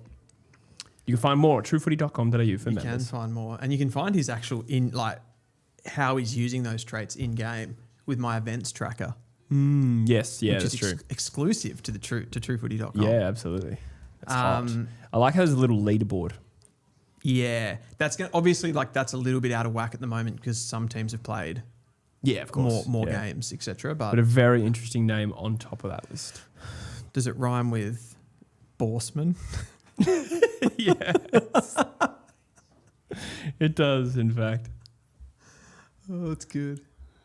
Very interesting name. What have we got here? Saxon says that voice crack was soul crushing. It wasn't a particularly bad one, eh? It was probably the worst of any of them. Can you imagine if you did that in the cane corns debate? And you're going on to make a really good point. You just went oh. Fuck. That would suck. Oh. That'd suck so much. Oh, man. That'd be the worst. You can't really stop the video and say, can I just do that again? Yeah. Even though you'd really want to. Someone says no. And then it just keeps going. Oh. And your time is up. Eli Louth says Girthy Ackermanis. Yeah. That's true. Yeah. Brizzy has the best Guernsey in the league, says Technoprism. Is that true? Who do you reckon has the best jumper? I usually hate this jumper talk. Why? Why? Yeah. I don't know. It just bores me. Yeah, fair enough. Yeah. I mean, I'm so drawn to my own club's jumper. I love ours. Do I love yours? I like Sydney's. Yeah. Do you, as in which part? Like the colours, or do you like the bit of both? I do like the Opera House. Yeah. That also sort of looks like a swan. Yeah. Yeah. I think that's if you squint your eyes. Exactly. I think that's clever, isn't it? Yeah. Bailey with a nice goal. Bailey. Brisbane are fucking back, man. Yeah, They're they are. so back. Redback Spider says Eagles best jumper. Eagles jumper's good, isn't it? I like the royal blue. I was never a big fan of the navy tri-panel one that we had. I don't think that one stacks up. Like navy in the 2010s. tri-panel? Yeah. Oh, like with the two... Nah, the breastplates. I'll show you. You'll know what I mean. Tricolour. Those are the wings, by the way. They're called, not the breastplates. The chainmail. That one. Show me. Can you see it in the first picture? Oh, yeah, okay. Yeah, the tri-panel. Yeah. That one hasn't been around for a bit, though, has it? Nah, since 2018. I used to love your... I guess it was the one that feels iconic for me is the one that they used to wear back in the 90s with when you had Peter Matera. Oh yeah, well that's pretty similar. That's the same design as now. Yeah, okay. Yeah, yeah, but that's our jumper that I never want us to go away from again. Yep. We did for 20. How many years? 18 years. We went away from that jumper. We dropped it all together for a few years. Then it became our away jumper, which was a travesty. Sort of can you imagine if Carlton now with their iconic jumper made that their away jumper and then redesigned their home jumper to something completely different? It'd be that okay, ignoring the 150 years of history. I was about to bring that up. Okay, fair enough. But I just meant that is their jumper. That's their identity. It'd be like Carlton doing that back in 1915. Yeah, I guess. But yeah, it's kind of like that. I just thought it was morally wrong. I think Fremantle's rebrand was pretty strong. Hey, yeah, they're going from the tricolour to the bicolour. Yeah, 2012. Yep. Yeah, I'd agree with that. I think it was 2012. Yeah, that was a really strong rebrand. Yep. Their logo's much punchy. Their brand is just much better now. When you look at their logo, it looks like a stick figure reclining backwards. Does it? Yeah, once you see it, you can't unsee it. Not noticed that before. Yeah, no, neither did I until someone told me, and now I can't unsee it. You're sort of a closet Freo fan, it feels. What, because of the stick figure comment? No. Because I know you liked them. like their rebrand. Yeah, but I think it was a really powerful one where they went from being like a joke. Like when I grew up, where Freo were a bit of a joke. Yeah. And then they, with that rebrand, came the poaching of Ross Lyon, their first grand final, leading into, obviously they failed to win a premiership, but then a really strong rebuild. Obviously it took a while, but I feel like they've come a long way as an organisation, whereas there was once a time where they were a bit of a rabble, and I think they're far from that now and have been for some time. Yep. Okay. So that's what I associate with that rebrand. Was also when they changed as an organisation. Yeah, okay. So it's, strength on and off the field, Yeah. essentially. Yeah. I think it actually poached the Eagles I don't know if it was the CEO. Steve Rossich came from West Coast and became their CEO. I think that was around that time. Yeah. We were a strong organisation back then. I suppose that he was at least part of them shaping up. But, yeah, they did a really good job. Last time Fremantle were on top of the ladder at round 15 was the 2015 season. Yeah. Yep. You know, it was fun that year. Fremantle fans all bought grand final tickets in the middle of the year because they were like 9-1 or similar to what, maybe not where they are now, but a little bit behind that. And then West Coast came in and leapfrogged them and made the grand final. So many Fremantle fans have bought flights and tickets to the game. Really? To then watch West Coast play. Obviously, we got pantsed, but... and then the Freo fans were also supporting West Coast because they had to. No, they definitely weren't. I guarantee you. So they got some enjoyment. Yeah, that's true. I suppose that's not the worst outcome, but it was kind of still satisfying. To beat them there. Mr. Harrison Carnaby says, "Damn it, Jesse, you just ruined the Freo logo for me. I loved that logo. Now it makes me think of the Kilda stick figure." Sorry to go on with something else here, but Eli Louth says, Fremantle's current look is so basic, the 90s Freo is iconic. There is some truth to that, like the hard yakka. Yeah. But things that were once shit become cool eventually. Yeah, of course. It was still a necessary rebrand and a deviation from what they were to what they are now. Yeah. The Clive Waterhouse times. Yeah. And like Troy Simmons and Sean McManus and Paul Hazelby. That's the sort of group I think of. Not saying that they were bad footballers. That was just the era. I remember having Crode. you know those old sticker books? Yeah. That you used to get? Like I used to collect the stickers. Oh, yeah. I'd have I remember the Freo page, like Damien Drum. Oh, yeah. Yeah. I can't think of many others though for some reason. Waterhouse, Drum. It was before my time. Des Headland went there, but that was later. He went later. Kick it. I mean... Crow. Jared Schofield played there around that era. Did he? Then he went to Port. Or did he go... I think he might have gone West Coast to Port, then back to Freo maybe. I can't remember that. Okay. Matthew Carr. Oh, Joe makes a good call. Freo's classic jumper makes me remember Adam McPhee for some reason. Yep. Yeah. I think of him more as Essendon than Fremantle. Oh, I do as well. Yeah. I do as well, but I think it's a good shout. Yeah. He came to Essendon from Freo though, right? I reckon he could have gone Freo, Essendon, Freo, but he ended at Freo. I reckon. Yeah, okay. Wow. He's from WA, was he? I think so, yeah. Yeah, that's interesting. He used to be sort of AFL fantasy relevant at one point. Really? Yeah. Wasn't he like key back? Yeah, but I reckon he used to get tons of pill. Yeah, right. Back there, I reckon. Andrew Wills. He used to kick the footy all right. Yeah. It was a bit of a utility, wasn't he, McPhee? Yeah, probably. I don't really remember. Had that iconic sort of blonde tips. Yeah. I remember thinking that Adam McPhee and Nick Rewalt were like identical. And then I look back on it and I'm like, you look at their face. Not really. There's like nothing similar. They just had blonde hair around a face. Yeah. It was just those two factors. And then Courtney Johns became the third one. Do you remember him? I remember the name. Why did I not remember the...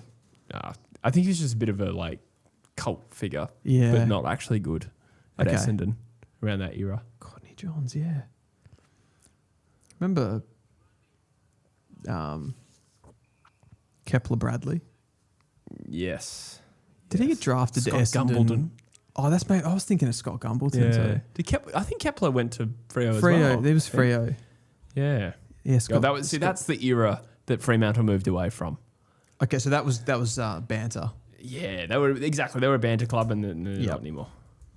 And even through their rebuild, I don't think they were. Redback Spider, Andrew Wills. I don't know if I know Andrew Wills. It rings a bell because I've been playing 23-0. Yeah, Kepler played for both clubs. Okay. The purple is so good, though. Freo made that colour unquestionably theirs.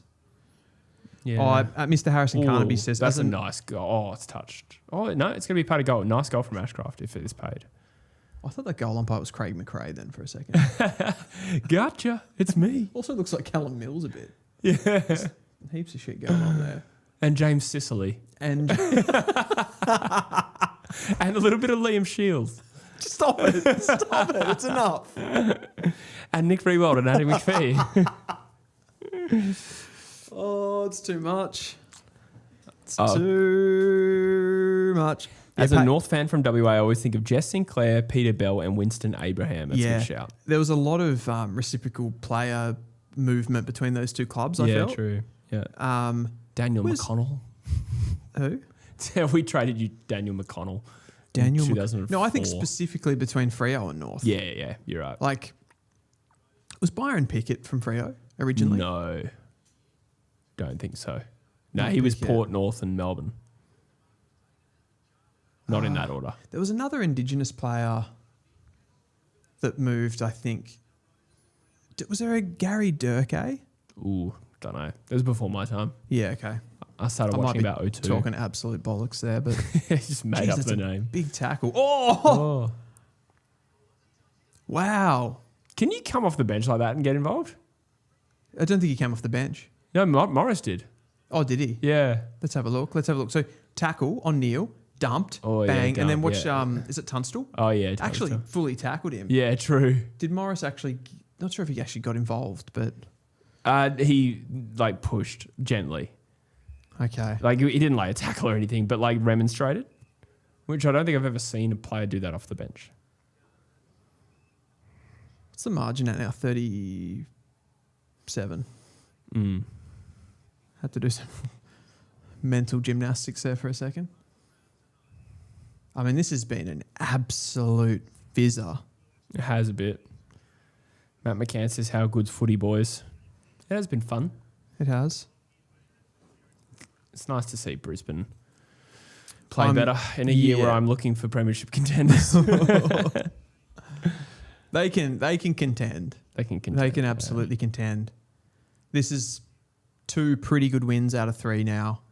Yeah. One against the Gold Coast Suns. They had obviously the Richmond one in between that you can't read too much into, but this is pretty good, and some of their better players look like they're kind of getting back into form, which is probably the most important thing.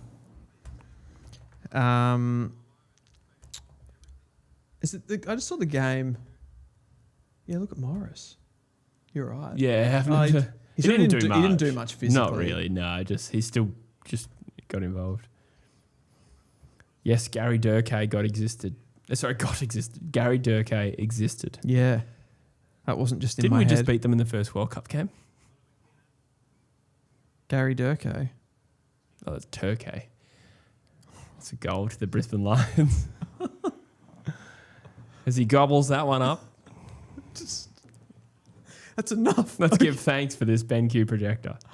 Maybe we should flash it one more time. Let's flash it one more time. The beautiful projector. It's probably the only thing that's made this, quite frankly, pedestrian performance tonight by the Sydney Swans. It's the only thing that's made it palatable. Watching it on this beautiful projector in 4K. This thing, Jesse, as I said before, the beauty of it is that you can have it in a really, really small apartment like this, at a really small distance away from the wall. True. And it can still give you one of the most sensual experiences cinematically that you could possibly imagine.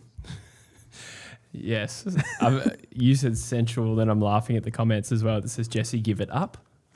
Is that my jokes? Yes. But what I will not give up is the BENQ projector. What is it called again? The TK705 STI. That's right. Links in the description. Yes. The links are in the description. They're pinned in the chat as well. So by all means, just have a click, have a look around, see if you want to upgrade your viewing experience, because you will never go back.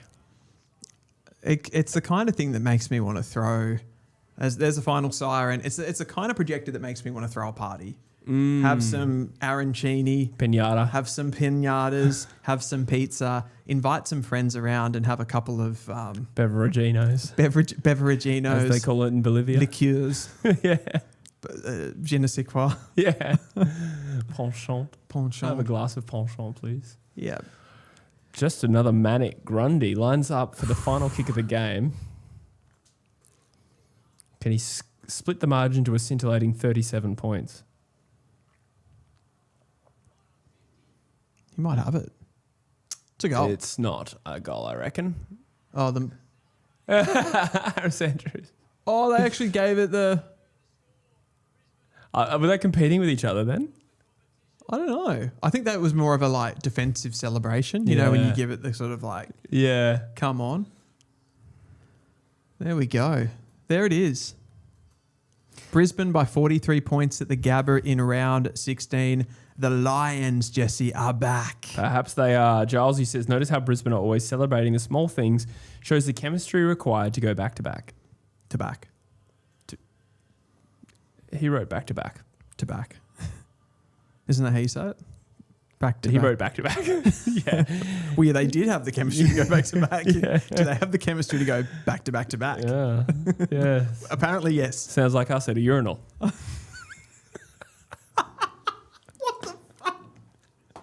I'm so tired. I think it's pronounced. It doesn't I make think it's any pronounced. Just picture us. Like this.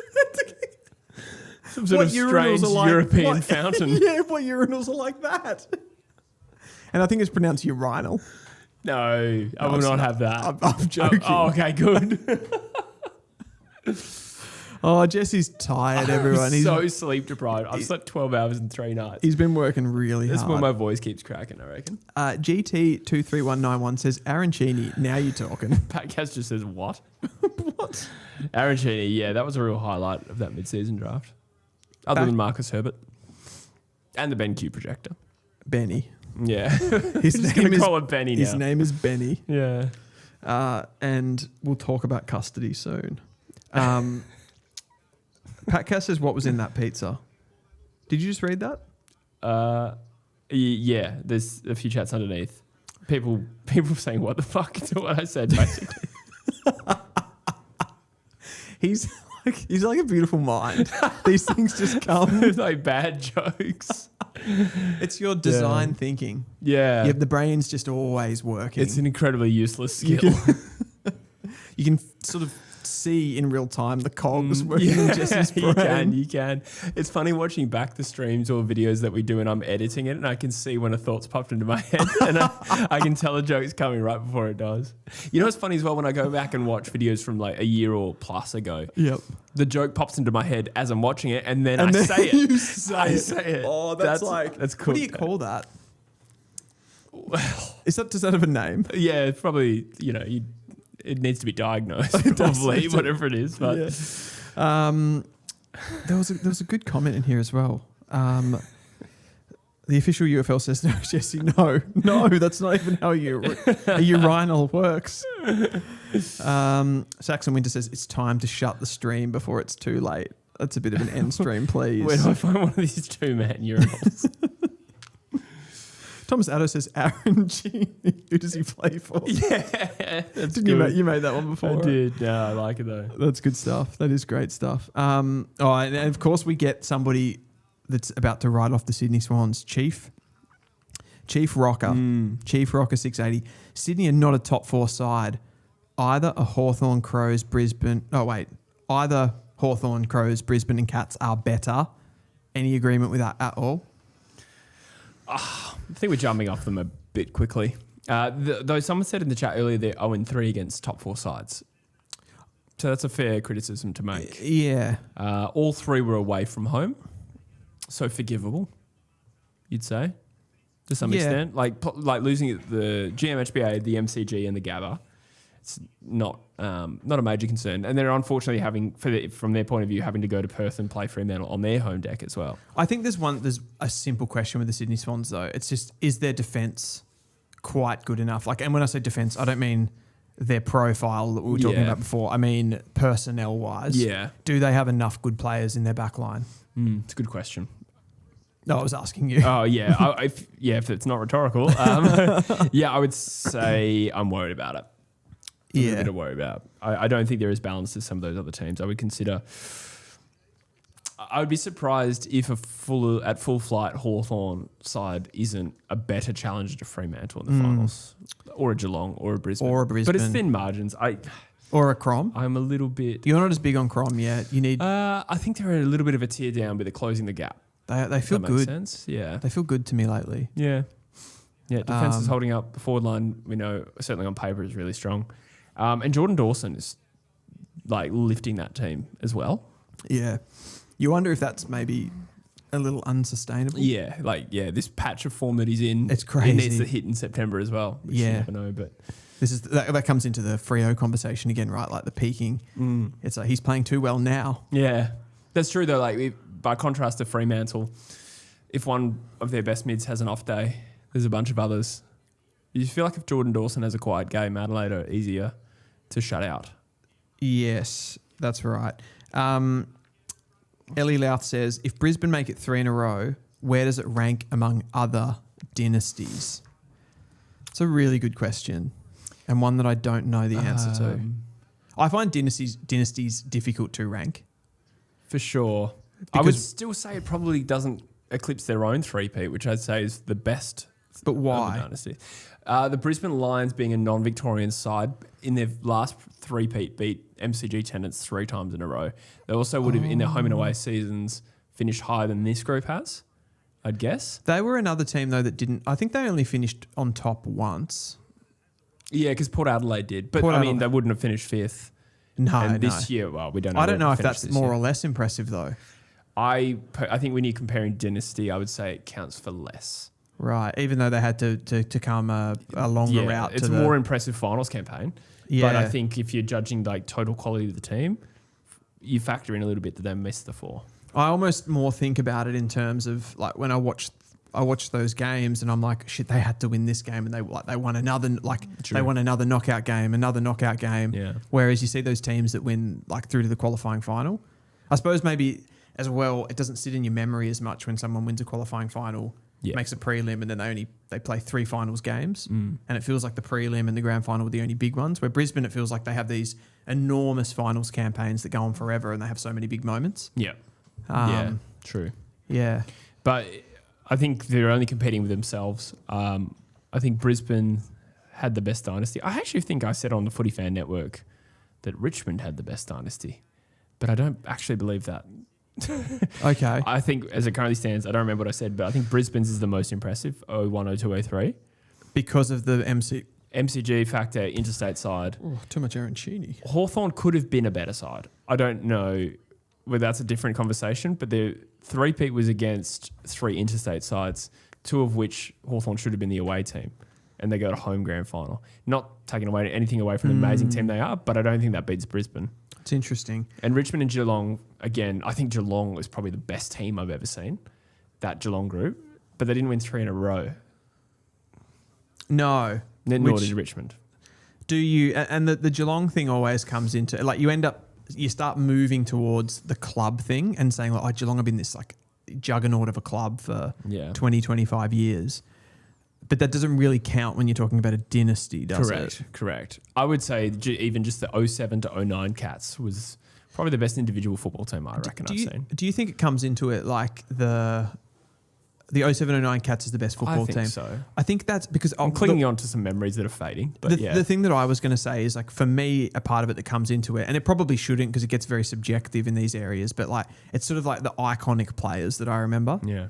And you think about that Brisbane team in the early 2000s. This can also be a nostalgia bias, though, as well, I feel, because you go like, those guys are all retired. We sort of know that they're champions of the game, where the Hawthorn guys are probably a little bit less removed, and the Richmond guys, some are still kind of playing. Do you think, though, as well, like you look at the Richmond team and the Hawthorn team, it feels like they were a part of like more of a system-based team, because they were Yes. more modern teams. Yeah. And everything was like, you had less superstars in the teams and you had more of like a workman-like team. It doesn't feel as good as those Geelong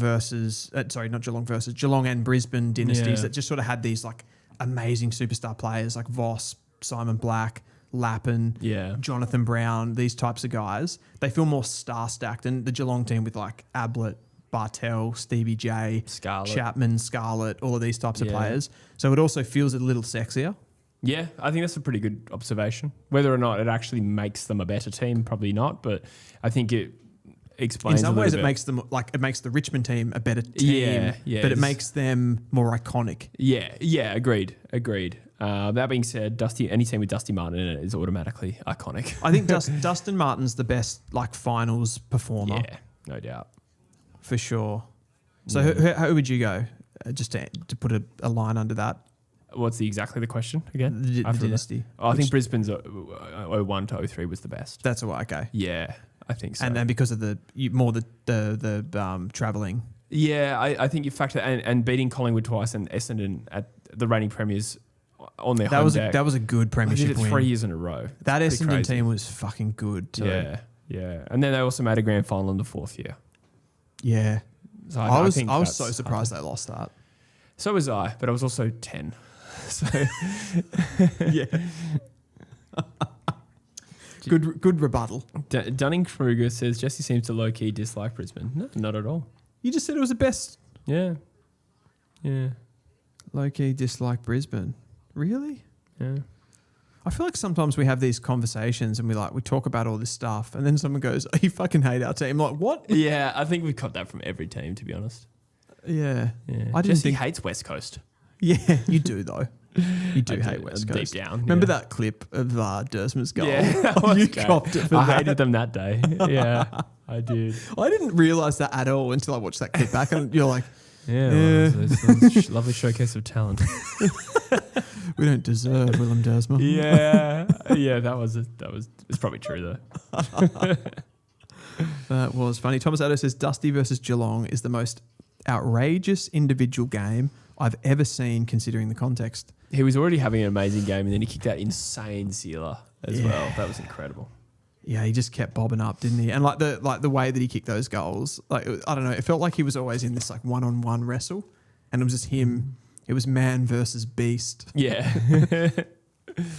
Dunning-Kruger Yes. says not dislike them, maybe just sell them a bit short. I don't know. I haven't noticed that about myself. I certainly think recently I did go off and like after the poor performances, I was pretty close to done. But I also acknowledge Yeah. that like, okay, if they actually do come back, it's not going to be a shock because we've seen them do it. No. No, don't get me wrong. I'm whipping Brisbane home to come back and win the flag. Yeah. That'd be a great result as an I Eagles think fan. probably what happens a little bit with a team like that is like they become like we get a bit of like in-season fatigue with a team like Brisbane because they're kind of a bit like roller coaster all over the place, and it's like, well, like their season really comes down to the finals, Yeah. doesn't it? Yeah, I still think top 4 is necessary though. Yeah, of course, Yeah, but but yes, yeah, it's like they can kind of beat anyone, they can lose to almost anyone at the moment. It feels like as well, but I think they'll probably end up making top 4. Yeah. I tipped to doing the bloody minor premiership this year. I think maybe to use an excuse here, but like maybe because of the bye rounds, I sort of lost track that they weren't that far off the 4. Yeah, because they played that one less game. Yeah, I was thinking they were playing for like 7th. They were in stinky form, no doubt. I mean, that Yeah, giant, like there's you no doubt. can't like concede 170 points and just be like, yeah, we're good. Is that how much it was? 166. Oof. Yeah, true. It was 80 points in a quarter. Yeah, it was the highest ever score. GWS, Yeah, that's yeah. true. Yeah. Yeah. Dunning-Kruger says, didn't mean to diss you, Jesse. Just think you're a bit of an arsehole. He didn't really say that. No, I can read it. Yeah, I can read. Thanks, DKG. Not in this state of mind, you can't. Yeah, that's facts. Grimsby says, go Hawks. Hawks are good. Hawks are definitely good. I feel like they're going under the radar a bit, Hawthorn, if that's possible. Not like they're not getting enough, but they're winning and then they're sort of sometimes dropping a Yeah. couple of close games. The Bulldogs game, the Collingwood game, those were sort of like flat games. Even Fremantle, if you want to look at it from a certain perspective. I don't know if you'd actually look at any of those performances and go, like that was really alarming. Like we said with the Freo game, like there was a point in the game where Freo really got on top of them. Yeah, but it's like, not alarming. Yeah. And the other two games, the numbers suggested that they did a lot right. It was just a bad night. Yeah, exactly. Eli says Hooley deserved that first Norm Smith. That's the way I remember it, but I haven't gone back and reviewed that for 10 years, so maybe I got it wrong. Yeah. But I remember thinking Hooley was robbed. Do you reckon it was like... I remember... I'm interested with that because I reckon the one that I remember opposite... I don't know if the Hooley performance was better or worse than this, but the JJ one. Oh, yeah. Like I thought Bont should have won that one. I can't remember who I thought should have won it, but I remember thinking it was very questionable at the time. I want to say I also thought Picken and Boyd. Oh, Picken was good. Yeah, and Boyd. Like he had less disposals, but big moments. Yeah, Picken had some goals. Yeah. I don't remember Boyd as much, but I can imagine Boyd. Yeah. JJ went to school with a lot of friends that I know because we're from the same area. Oh, I think you've told me that. A lot of people on socials were talking JJ up. Right. And maybe my little pre-true footy ego was like, you're wrong. You don't know footy. JJ wasn't that good. I remember getting into debates about it because I was probably just being an asshole. You're being that sort of, to be honest. But I did think it was questionable at the time. Yeah. I think that's a fair take on that grand final. He butchered the ball a bit. Yeah. Gave some drive, clearly. Yeah. He says something like that and he goes, boys kicked a goal. Fuck. Did he? Literally on the grand final call. I've never seen that. Look it up on YouTube. I was overseas at the time. Oh, I remember true. having it. I remember watching it on my laptop. Yeah. And just like riding the Bulldogs so hard. Yeah. Like coming into a grand final that I kind of gave no fucks about. I hadn't watched the final series into it. Yeah. And then I was just like, I need this to happen. Yeah. I was getting around him that day too. It wasn't on the TV. It was the radio. Like whatever channel he was with. I'm not sure. Bit of a 3AW or an SEN. Yeah. Or that type of thing. Redback Spider says 2016 Tom Boyd stiffed big time. Yeah, probably a fair shout. There were a lot of good players for the Dogs. If that was like old school local footy, it would have said team effort. Tory Dixon, Clay Smith. Those are some names. There's some names. Those guys look great for a brief period of time. Ryan Griffin had already left to the Giants at that point, right? Yes, because he was part of the Boyd trade. He was, yeah, because they got Boyd and they were pissed off and they wanted to get back at them. Yep. Yeah. Voss robbed in 02, says Pat Cass. Oh, yeah, Buckley won it in a losing team. Okay. Which I think is the last time that's happened. Judd. Oh, sorry, Judd was the last time. That was 05, Judd. You're right. Yeah. Buckley 02 was the previous time. Ablett I think Judd was the last one. Yeah. Yeah, 89 was Ablett Senior. Yeah, that was like 7 goals. 9. Oh, 9 was it? 9, Gee, I yeah. thought it was 7. What was I going to say there? Voss. Who else won? So didn't was it Sean Hart that won one of those? Acker won it in 03. Who won 02 was Buckley. 01, I don't know. Was that like Sean Hart? Maybe. The guy with the helmet? Yeah. I couldn't tell you. I didn't watch that grand final. 02 was my first. I can't really remember those games. I remember 01. Like, I just remember Essendon, thinking that Essendon were going to win. But, yeah, I was younger. I don't know. Yeah, hard 01. Cooper Baker says, you a leaming boy, Jesse.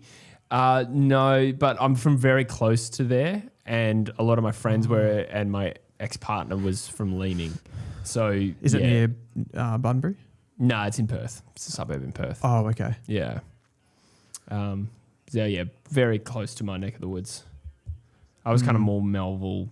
I moved around Melville, Cardinia, Brentwood, Burragoon kind of way. Hart was the one. Yep. Isaac Smith, stiff in 15. I don't really remember. Cyril and went then he should have won the Norm Smith. Hey, he's coming along.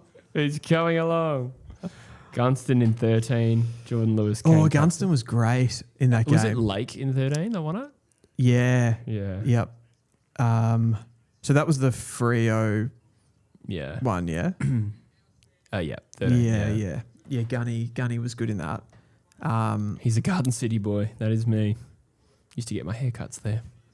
We're talking about Perth stuff. You got it. I've got no fucking idea what's going on. Yeah. What was I going to say? Oh, Isaac Smith. He was stiff. You can't even get your... You just doubled down. I know, it's so true. That's so true. Redback Spider says Leon Baker should have won in 1984. Yep. I don't even know who that is. Who would have won in 84? Was that like... I got a mix then of Leon Davis and Liam Liam Yeah. Baker. I had them like morphing into each other. Yeah. Remember those like books like they were called like Animorphs? No. And people like turned into different characters and things? Vaguely. Yeah, I just made it up. I just made yeah. Okay. Shall we wrap up? I think so. Your boy's got to get up at 5:30. Your boy's got to get up you have to get up at 5:30. Yeah. Gross. Yeah. The Brisbane Lions have been victors here today, Jesse, by, I can't do the maths on that. Why am I struggling so much? 17 plus 26 is 43. Yes. Is that how you would have done the maths on that? No, it happens too quick for me to know. I think yeah, maybe 40 plus a 3. That's probably how I do it now I think about it. Okay. 43. I'm exceptional at mental maths. You are. You're very, very good. A smooth operator. I also have very above average eyesight. You do. You A do. keen sense of smell. Which makes these streams hard. If you were in a redraft, where do you think you would go? Okay, guys, Late to rookie. Thank you so much for being with us on this wonderful Thursday night stream. A little bit of a different one for us. We are very, very happy and thankful to the good people at BENQ for providing us with this beautiful projector. Remember, it is the TK705 STI from BENQ. It's the most wonderful thing that's come into my life in the last few weeks, and I'm very thankful for it. And we're thankful to all of you for being with us on this beautiful stream. We'll see you in the next one. And if anyone has some seed money for us to invent a 2-man urinal, drop a comment below.